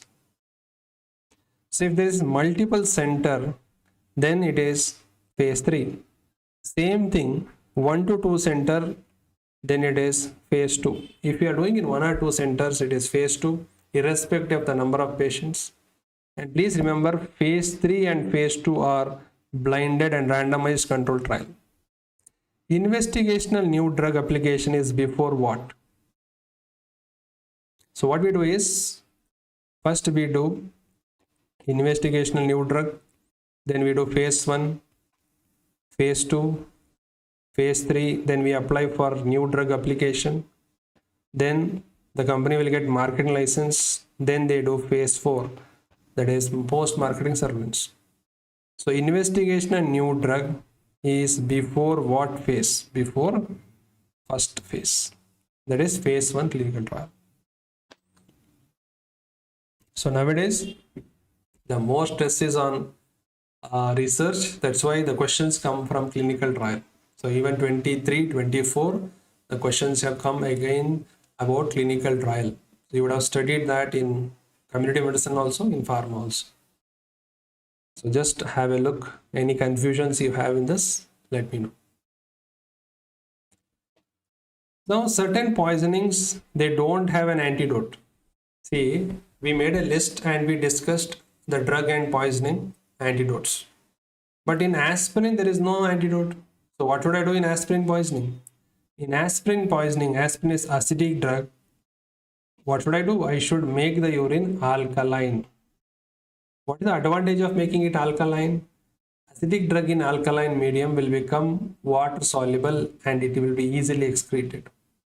How to make the urine alkaline? By using sodium bicarbonate. So one of the INICT question was, in aspirin poisoning, what drug will you give? I will give sodium bicarbonate. Amphetamine doesn't have antidote, it's a basic drug. So what will you do with urine? Urine should be acidified. How do you acidify the urine? I give ammonium chloride, or I can give vitamin C, that is called ascorbic acid. Ascorbic acid. Along with that, you have to give diuretics so that they are thrown faster. So any poisoning, please remember this, find out the antidote. If they don't have antidote, what should I do? What should I do? Make the changes in the urine. Still I can't do anything, do dialysis. So for these, I can also do dialysis. For aspirin, I can do dialysis, but amphetamine, I cannot do dialysis. Right. So I will ask you another question. What will you do for barbiturate poisoning? How do you manage this? Sir, can you tell me some barbiturates, phenobarbital, thiopentone? How do you manage? Do they have an antidote? Yes, tell me the answer.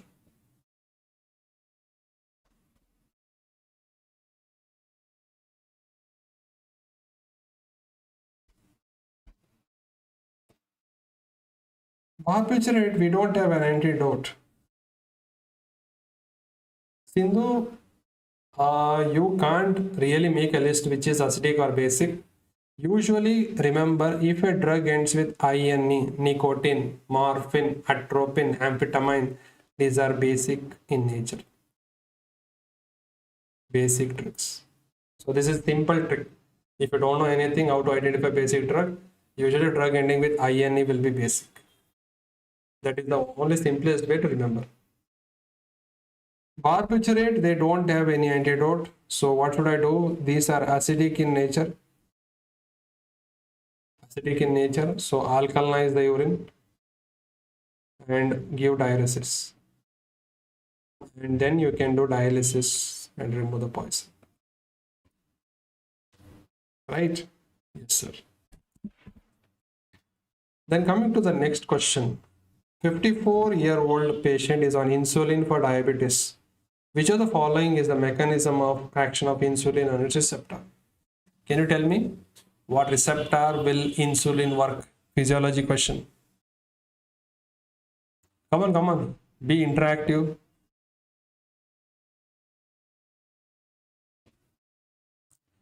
Insulin will act on tyrosine kinase receptor.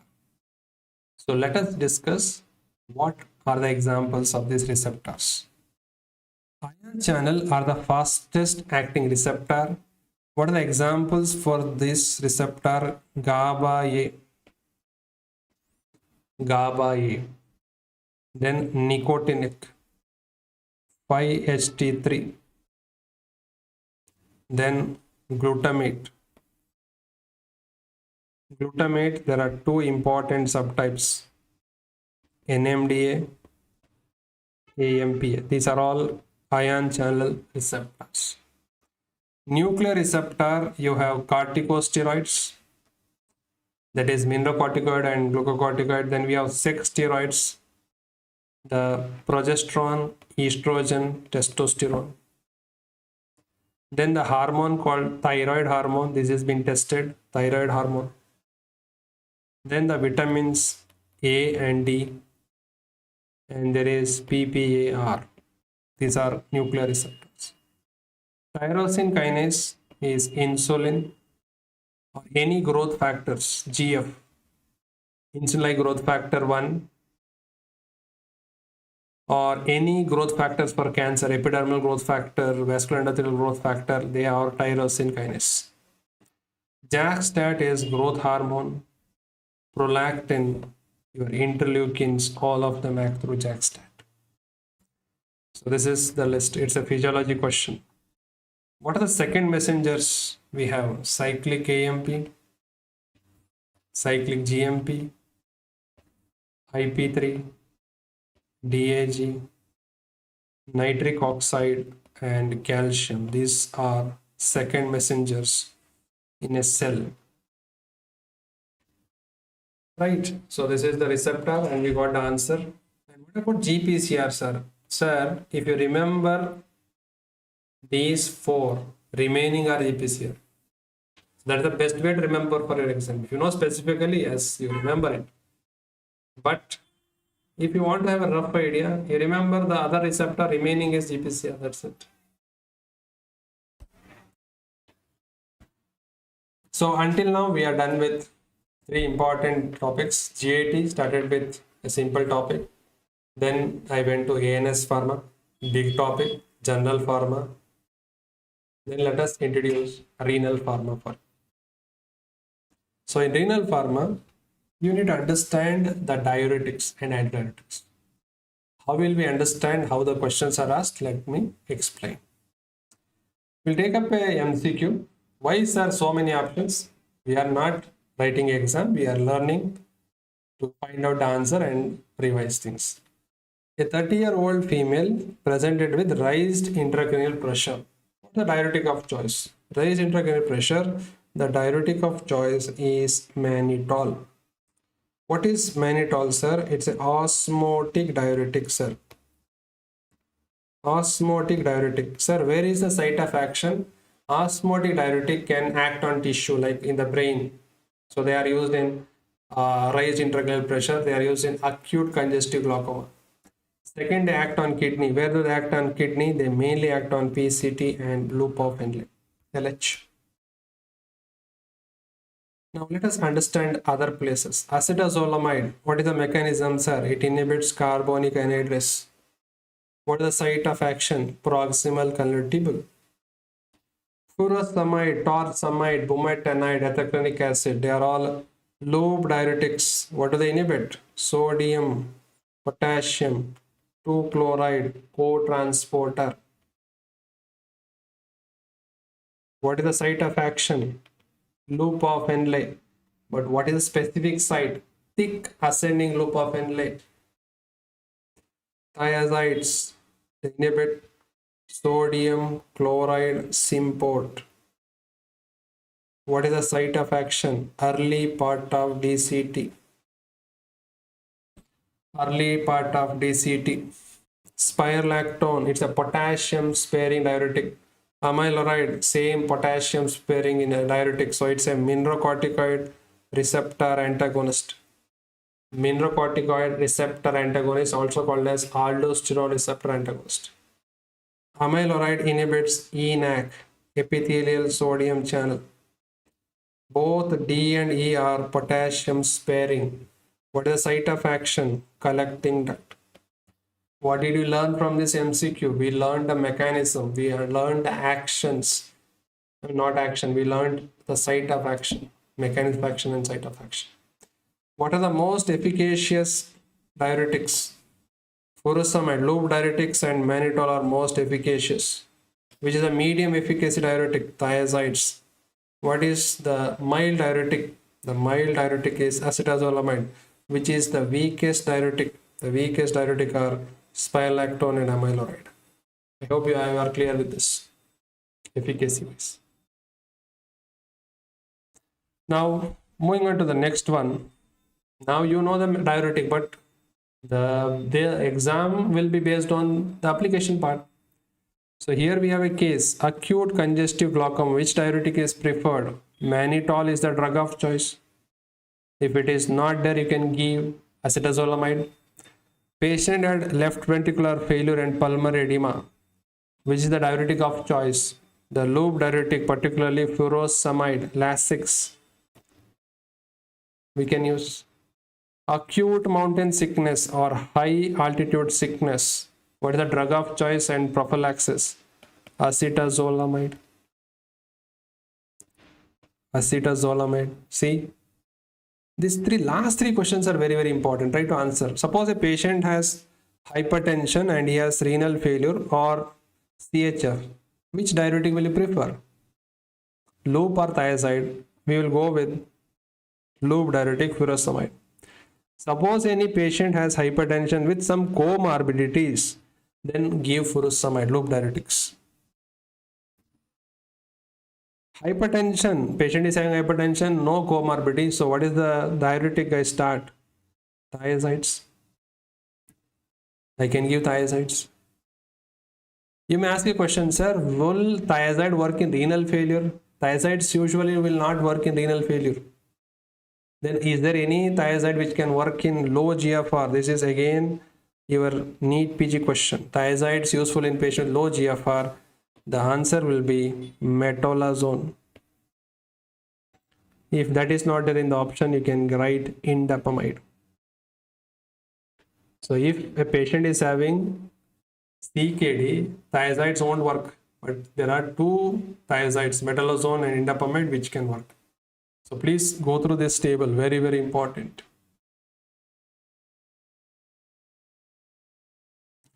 Now coming to the next one, hypertension patient with recurrent calcium renal stone. Tell me which diuretic is preferred. This is for you. A patient is having neurogenic and nephrogenic diabetes insipidus. What is the diuretic preferred? Thiazides. Thiazides can be used for both neurogenic and nephrogenic. But thiazides are the drug of choice for nephrogenic diabetes insipidus. Suppose a patient is having recurrent renal stone and also hypertensive, I give thiazides. Why thiazides, sir? Why thiazides? Because thiazides, they reabsorb calcium. If calcium is not coming in the urine, no stones. So this is again a NEET PG question for you guys. I hope you got these points, right? Yeah. Now, again, the adverse effect. Should I remember like my notes? No, I will give the adverse effect. You guess the diuretic. Diuretic. I have given the adverse effect. Diuretic causing allergy, hypokalemia, hyperchloremic metabolic acidosis, and renal calcium phosphate stone. Tell me which diuretic can cause that. Please remember, most of the diuretics can cause allergy. You can see all the three written as allergy. Why these drugs will cause allergy? Because they are derived from sulfa. Sulfa allergic people are there. So allergy, hypokalemia, hyperchloremic metabolic acidosis, and alkaline urine. I'll give one more clue. What diuretic will do that? The diuretic is carbonic anhydrase inhibitor. The name is acetazolamide. Allergy, metabolic alkalosis, ototoxicity, and all are hypo.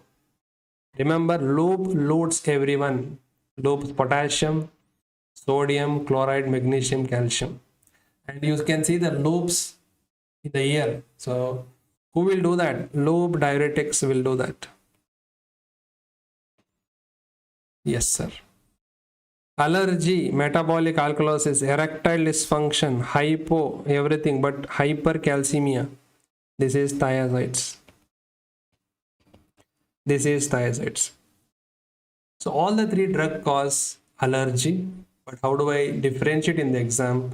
If they give erectile dysfunction and hypercalcemia, because thiazides keep calcium, thiazides. Loop diuretics, they throw the calcium and every ion out, and they can cause ototoxicity. They are loop diuretics.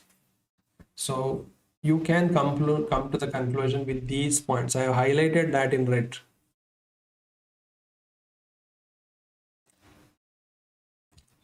Okay. Yes. So this is what. How do you differentiate loop and thiazide? Loop, ototoxicity, and decrease all ions. Thiazide, erectile dysfunction, and decrease all ions, but increases one thing, that is calcium. Increases glucose, uric acid, lipids.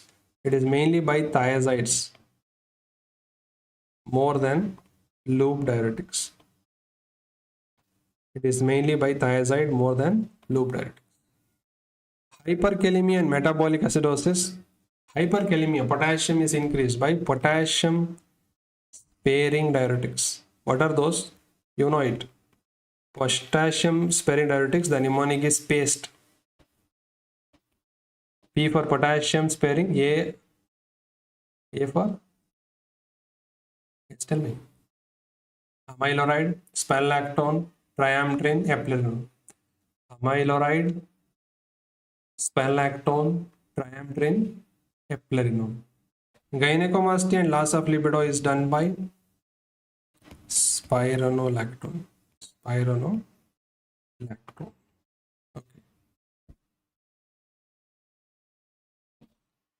Okay, let's move on to the next slide. Drug of choice for neurogenic diabetes insipidus. Neurogenic means brain is not producing ADH. Then desmopressin. Drug of choice for nephrogenic. ADH is there, but ADH is not able to work. Then thiazides. Lithium-induced diabetes insipidus. This is for you. Drug of choice for SIADH. The name is called tolvaptan. Tolvaptan is a V2 receptor antagonist. Tolvaptan is a V2 receptor antagonist. Tolvaptan. Tolvaptan is also used for autosomal dominant polycystic kidney disease. Why it is being used? It has shown to reduce the cyst size. Tolvaptan.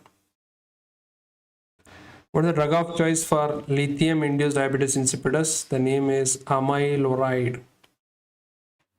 Amyloride. Okay. Yes, very good, very good. Why not conivaptan? See, conivaptan is also being used, but the best drug will be tolvaptan because it is specific for B2 receptor. But conivaptan act on V1 as well as V2. So we want a drug which is more specific. Now tell me, if a drug is more specific to the receptor, what is the advantage? Less adverse effect. That's why. Okay. Okay, I think we already completed 2 hours. So in these 2 hours, I just want to take your feedback. Speed is fine, your understanding. Are we covering most important points? I want your feedback. Without that, there is no point in continuing like this. Yes.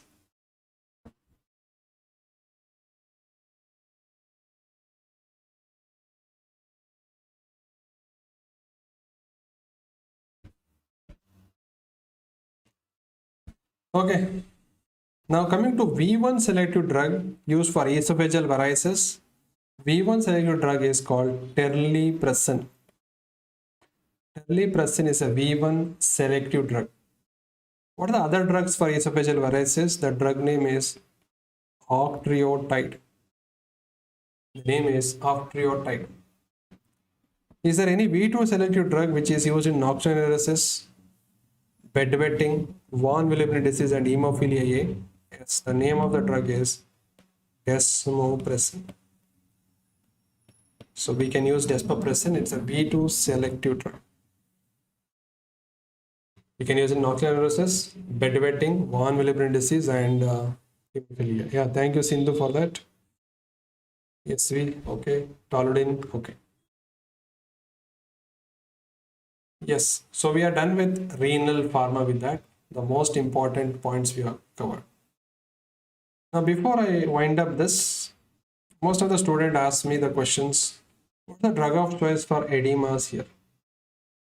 Edema, if it is cerebral edema, we know the drug of choice is mannitol.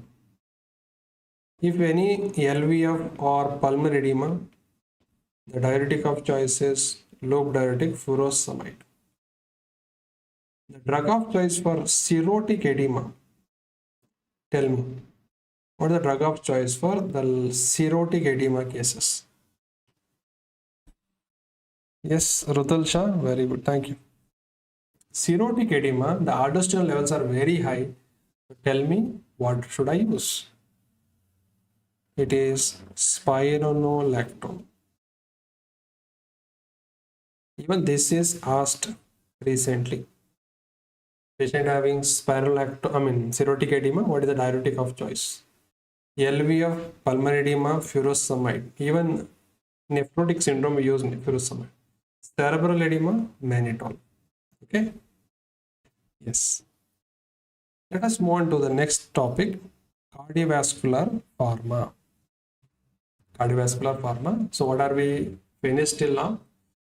GIT, ANS, general, and then renal pharma, CVS.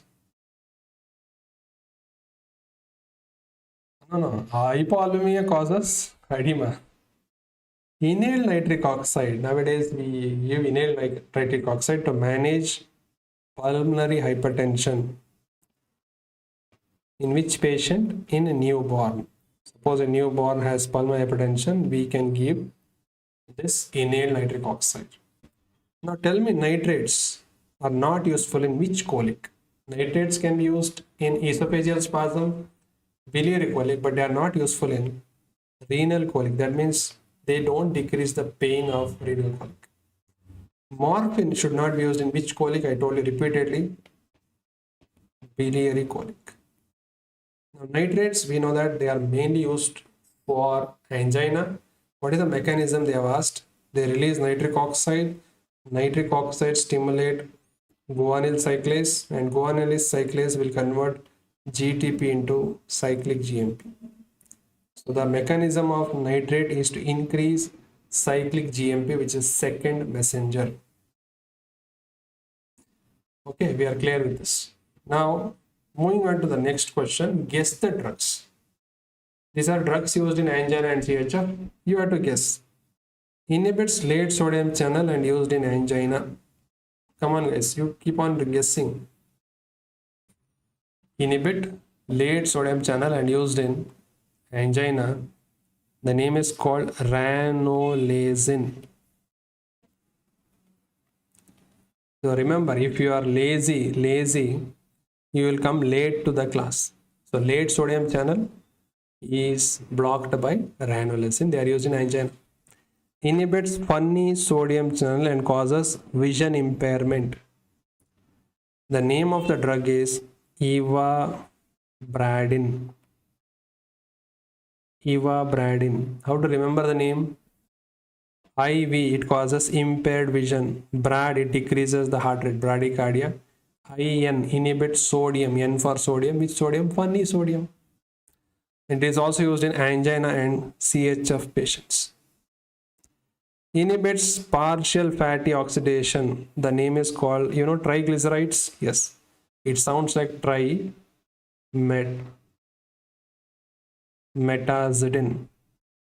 Trimetazidine. Opens potassium channel and used in angina. Yes, The name is Nicorandil. The name is Nicorandil. So it will open the heart. दिल को खोल देता है. Opens potassium channel.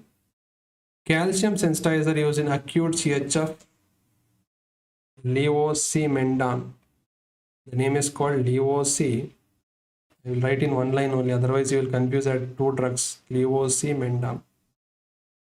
So these are the drugs which they keep on testing you. That's why we have made a list here. Okay. Ranolazine, ivabradine, trimetazidine, nicorandil, and levosimendan. Okay. Yeah, coming to the next question. Child was having PSVT, paroxysmal supraventricular tachycardia. Hemodynamically, it is stable. What is the next line of management? You should answer this. See, arrhythmia and management are frequently asked because as an MBBS student, it's a life-saving procedure you should be knowing. So, any arrhythmia, please keep these things in your mind. If you encounter arrhythmia patients, the question you have to ask is whether the patient is stable or not. Stable or patient is unstable hemodynamically. How do I know? Check the BP, check the pulse. If BP and pulse are low, then unstable. So if the patient is unstable, you have to give the shock and then give the drugs. Simple. If the patient is stable, then you can directly give the drugs. This is the basic you have to understand. So arrhythmias, there is a patient having arrhythmia. Check stable, drugs. Unstable, shock and give the drugs. Here patient is stable, so they have given the option of shock. No. So I have two options: adenosine 0.1 milligram per kg, adenosine 0.2 milligram per kg. See, it's a child, so for a child we give 0.1 milligram per kg initially. If not responding in 1 or 2 minutes, we go for 0.2 milligram per kg. So the next management will be this. Before that, you can do massage and all, vagal maneuver, massage, everything. So usually in adults, what we do is we give 6 milligram. Okay, we have to give within 1 to 2 seconds, quickly, rapid bolus, and we wait for 1 to 2 minutes. Again, you can give 12 milligram. Not responding, again you can give after 1 to 2 minutes 12 milligram. So this is how we can give it. Okay, this is how we can give it. But if a patient has taken caffeine, coffee, has drunk coffee, and patient is having PSVT, the question is, will he give 6 milligram or will he give higher dose or lower dose? Tell me. Patient has taken caffeine. So will he increase the dose or will he decrease the dose? Tell me. Yes, very good, tolerably. After that, you have to do saline flush. As soon as you give the bolus, you have to give the saline flush. My question now is, patient has taken coffee, PSVT, so will he give 6 milligram? Will he increase it or decrease the dose here? Yes, very good. I have to give higher dose. Why, sir? Because caffeine and methylxanthine, theophylline, they are adenosine antagonist. So they decrease the action of adenosine, so I have to give higher dose. Very good, tolerant. Suppose patient is taking dipyridamole, an antiplatelet drug, and he is having PSVT, then what would I do? I have to decrease the dose because dipyridamole increase the action of adenosine. So these are all the things. If they have asked that topic, I should be knowing in and around about this topic. So arrhythmia, this is how the questions are recently being framed. Now let us understand the drug of choices for this. How do we manage our treatment? PSVT, SVT, the drug of choice will be adenosine.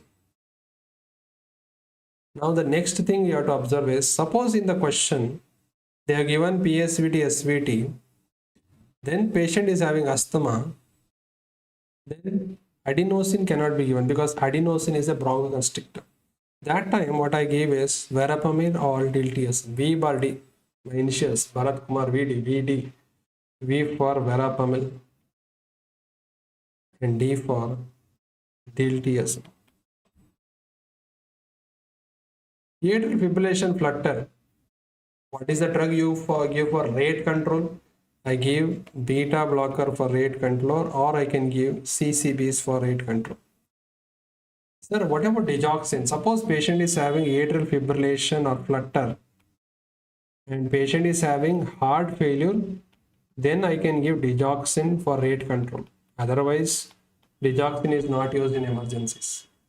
So atrial fibrillation flutter for rate control, I use beta blocker or CCBs. Suppose the same patient having the problem asthma, then I cannot give beta blocker. I don't want to take the risk. Then I use V bar D, CCBs. Bradycardia heart block, what is the drug we use commonly is atropine. Even if for atropine, if they are not responding severe bradycardia, then we go for adrenaline. Otherwise, atropine will suffice. Coming on to ventricular tachycardia. Ventricular tachycardia, the best drug is amiodarone.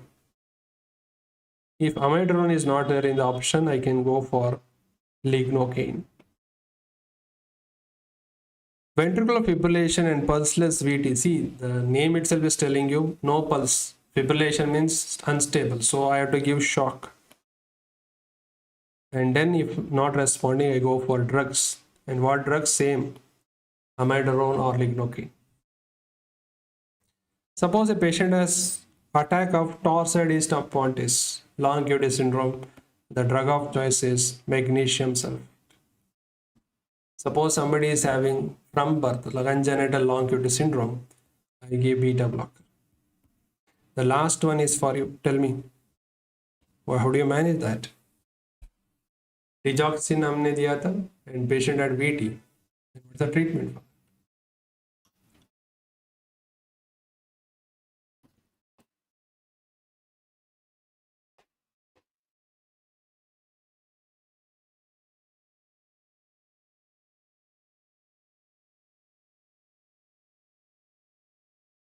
Yes, come on.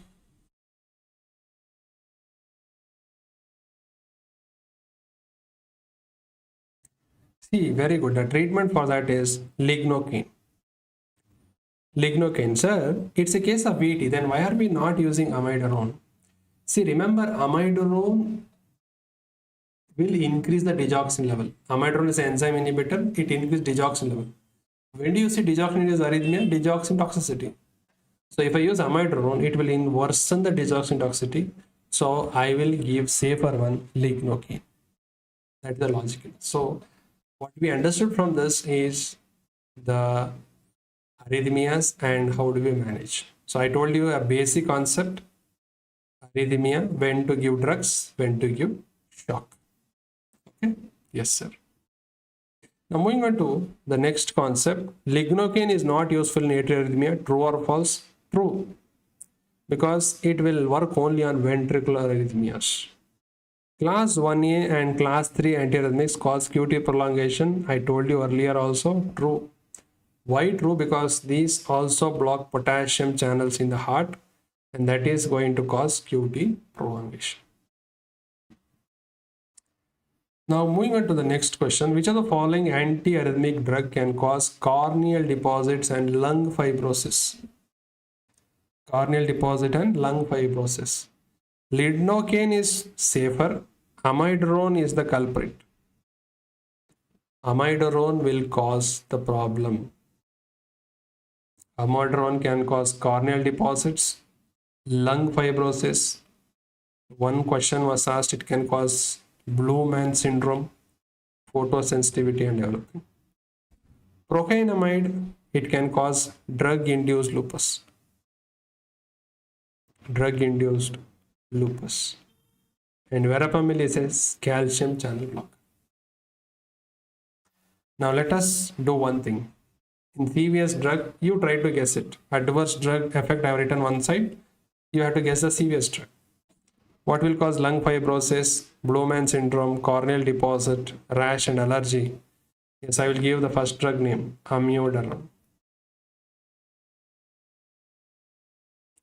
Yes, tell me xanthopsia and gynecomastia. What drug will do that? Which serious drug will cause gynecomastia and yellow vision?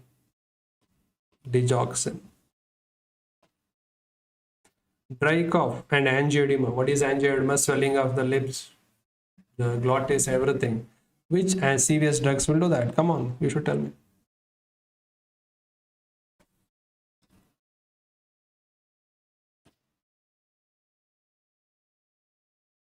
So hyperkalemia, hypertension, teratogenic. Which group of drugs will do that? Which should not be given in pregnant also. Yes, AC inhibitor, the prill drugs. Prills. So they are tested. Are they safe in pregnancy? No. They increase potassium. They can cause angioedema. Image-based question was asked. So I am asking the CVS drug AC inhibitor. Now let me take one more MCQ. Which of the following statement is false regarding drugs used in CHF? Amrinone or any known milrinone, inamrinone is a phosphodiesterase 3 inhibitor used in acute CHF. It's a true statement. Prill, esinapril prolongs longevity in chronic CHF patients. True. Bisoprolol is started with standard dose in chronic CHF. False. See, beta blockers are used in chronic CHF, but when you use it, you should start with very, very low dose. Because they are beta blockers, they can decrease the force of contraction, worsen the CHF. Nesiritide is a BNP analog given parenteral. Yes, true. It's a brain natriuretic peptide which is given in acute CHF. So what is the purpose of this MCQ? The purpose of this MCQ is to understand which drugs can decrease the mortality in chronic CHF. And what beta blockers are used in chronic CHF? Let us understand that. There are certain drugs which arrest or reverse the disease progression and prolong the survival, particularly in heart failure with reduced ejection fraction. Okay, reduced ejection fraction. So these are sub drugs which can stop the disease progression. What are those? The mnemonic is sub. S for spirolactone. You can add eplerenone also. This is the only diuretic helpful in chronic CHF. Recently, the SGLT2 inhibitors are tested plenty of times. This should not be forgotten. They are helpful in chronic CHF patients. They end with gliflozin. Then we have AC inhibitors, prills, ARBs, sartan, and ARNI. What is ARNI? ARB with niprolicin inhibitor. Example is valsartan plus sacubitril. So this is a second. B for beta blockers, 3 beta blockers, carvedilol, metoprolol, bisoprolol. These are also used to decrease mortality. So these are the sub drugs for reducing mortality. Let me repeat. S for spirolactone, SGLT2 inhibitors, AC inhibitor, ARB, ARNI, beta blockers.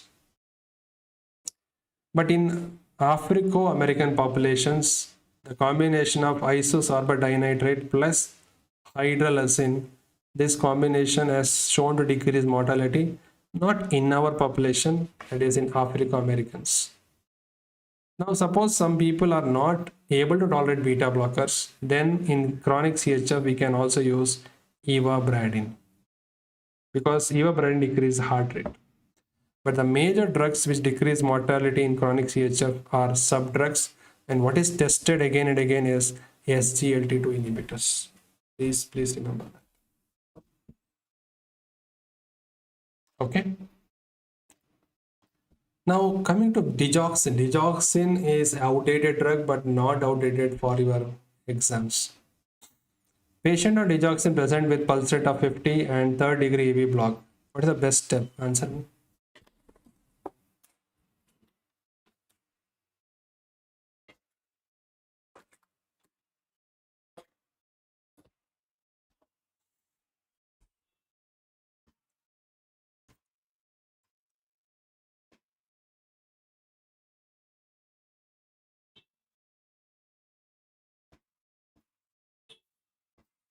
Yes, so we are suspecting digoxin toxicity because there is third degree AV block and pulse rate is reduced, so the treatment will be DG5 or DG5. Suppose patient has digoxin induced SVT, then the treatment would be beta blocker. If the patient has VT, then the treatment would have been lidocaine. So since it's a toxicity, I have to use DG bind or DG fab. Next is digoxin mechanism of action in heart failure. What does it inhibit? I told you already. It inhibits sodium potassium ATPase.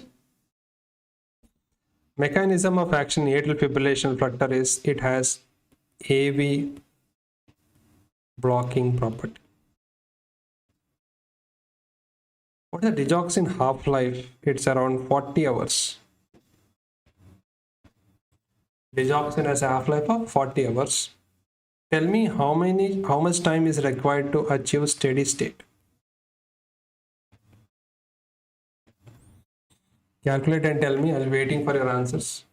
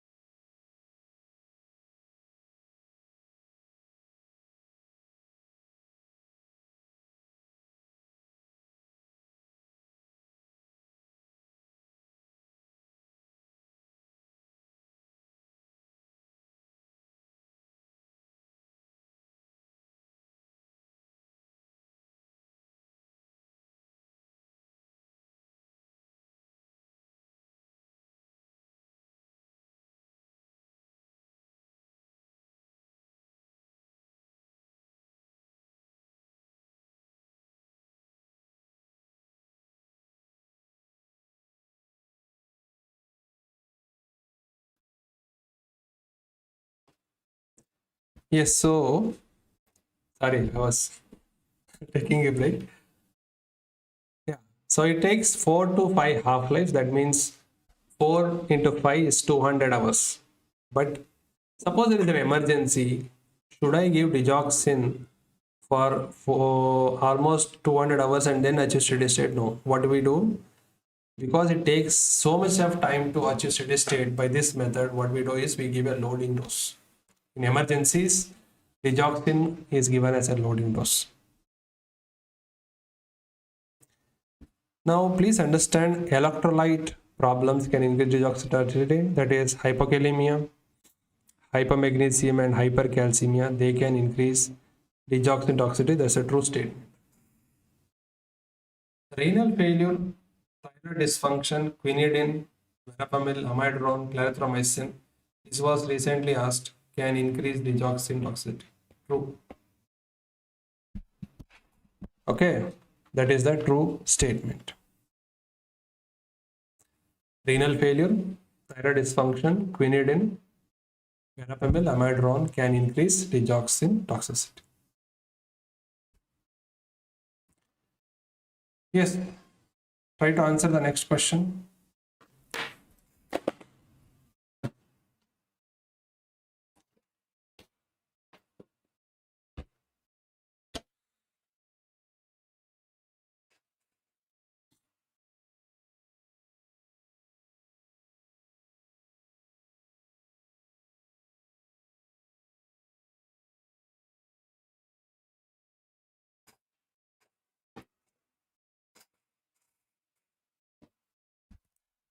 So 55-year-old businessman was on antihypertensive therapy. He forgot to take drugs for 2 days. Now he present with headache, dizziness and high BP.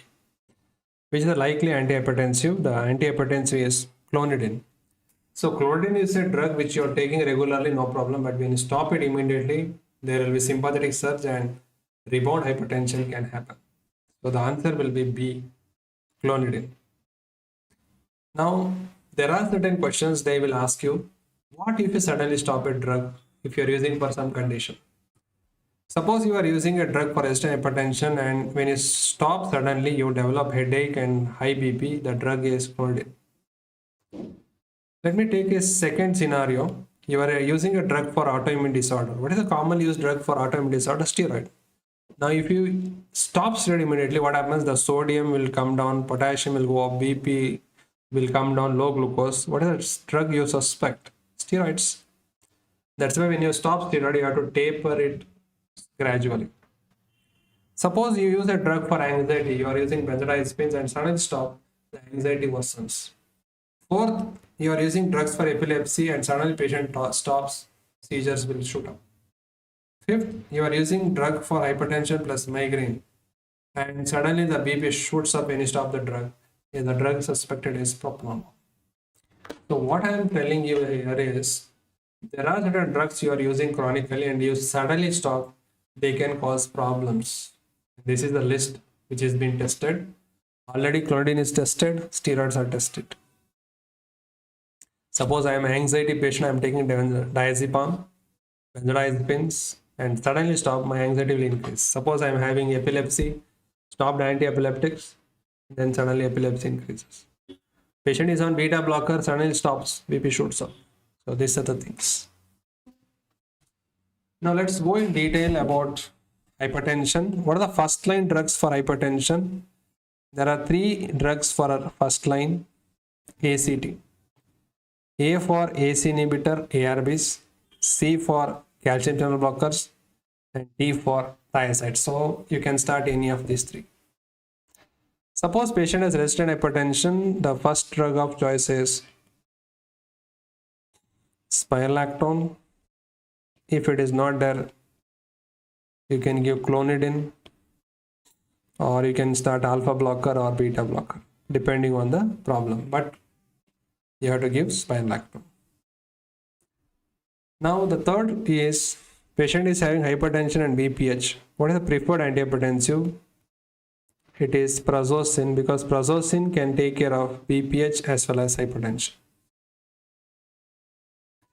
A patient is having anxiety and migraine. Which antihypertensive is preferred?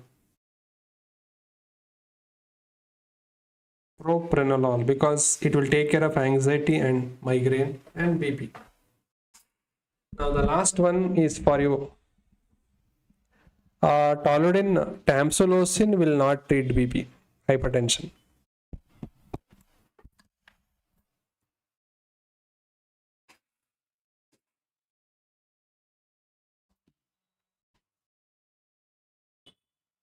So remember endothelin receptor antagonist end with entan.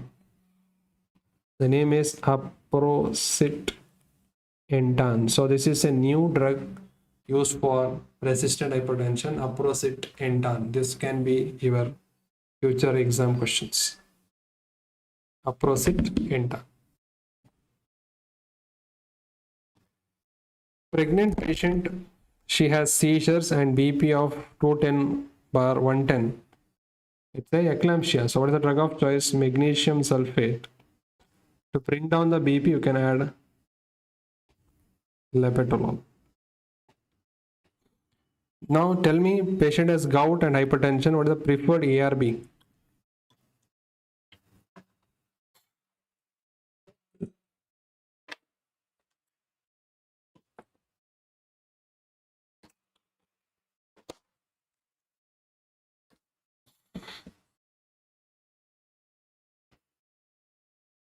Losartan, because losartan lowers uric acid. Losartan also, it blocks thromboxane A2. Thromboxane A2.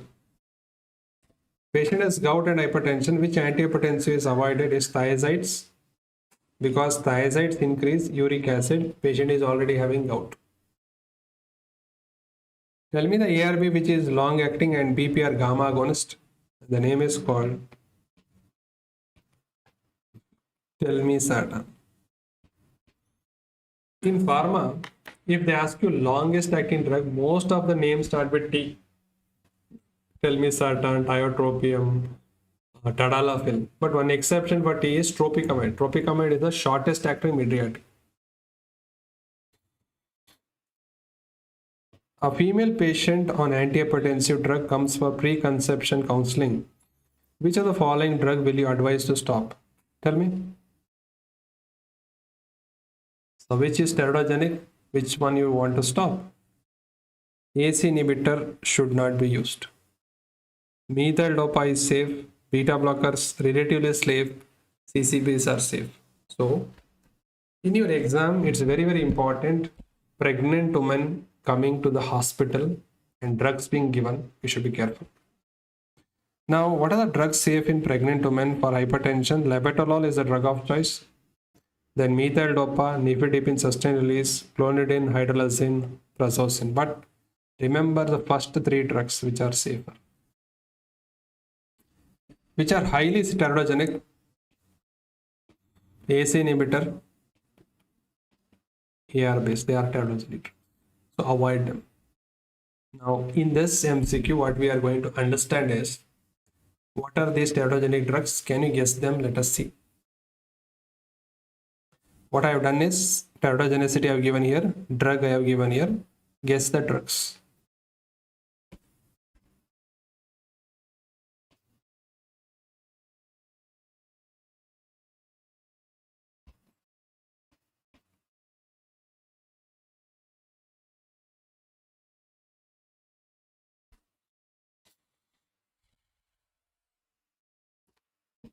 So phocomelia or cilium deformity, it is thalidomide, you know it from second year.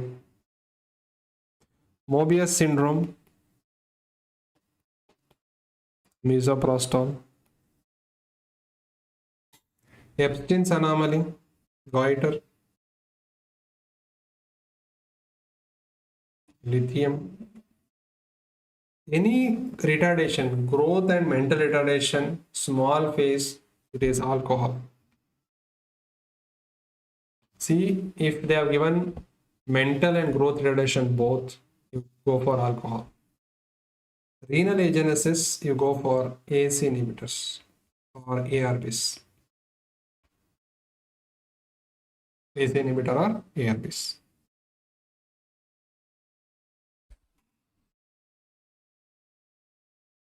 Then neural tube defect, which is tested recently, valproate.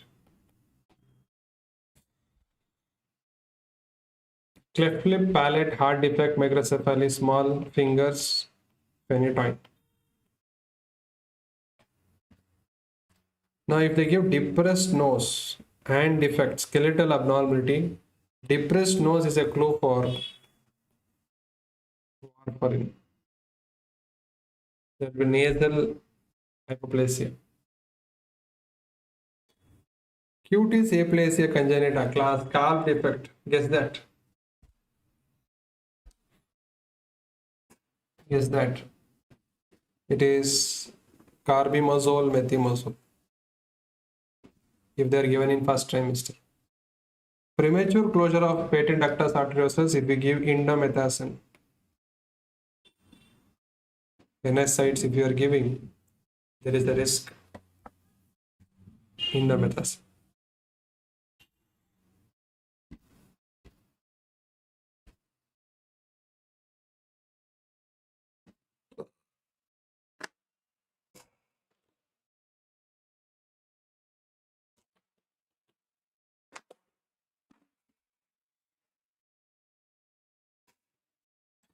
So coming to antimicrobial drugs, cartilage damage,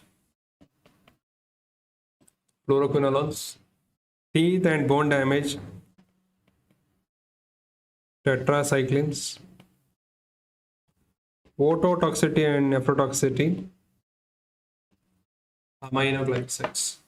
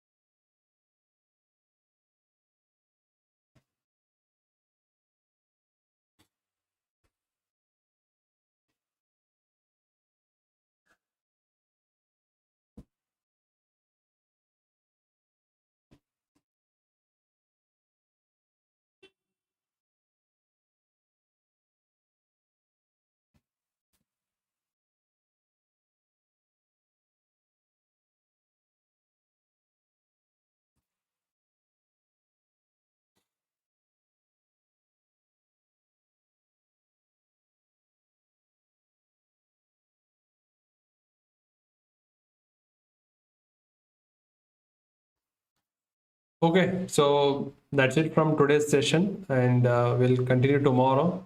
I think by 10:30, 11 o'clock, I'll send a link. Another 100 slides are remaining. I need another 3 hours of your time. So those who can't attend a class, you can watch it live, recorded video with a 1.5x speed and complete this. So the remaining I'll take up tomorrow. So until then, take care. Best wishes. Relax. Tomorrow, I think by 10:30 or 11 o'clock, we'll start the second part. So thank you all. PDF, you'll find that in Telegram. I'll send it there.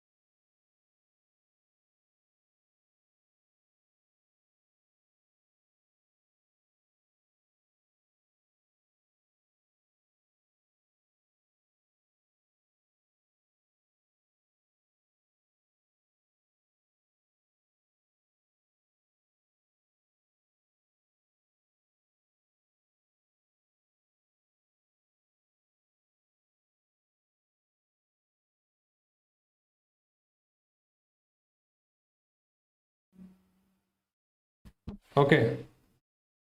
This is the Instagram ID and Telegram group for you to get the PDF, the written PDF, annotated PDF. You'll get it there. So I thought I will complete today only, but I want you to take break, understand, digest these things, and reproduce it. So any doubt, please ask me.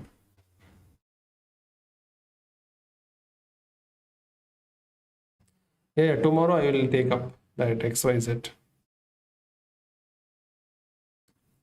Okay, thank you all. We'll meet up tomorrow. And those who are watching it afterwards, you can watch it at 1.5x speed, no problem. Okay, thank you.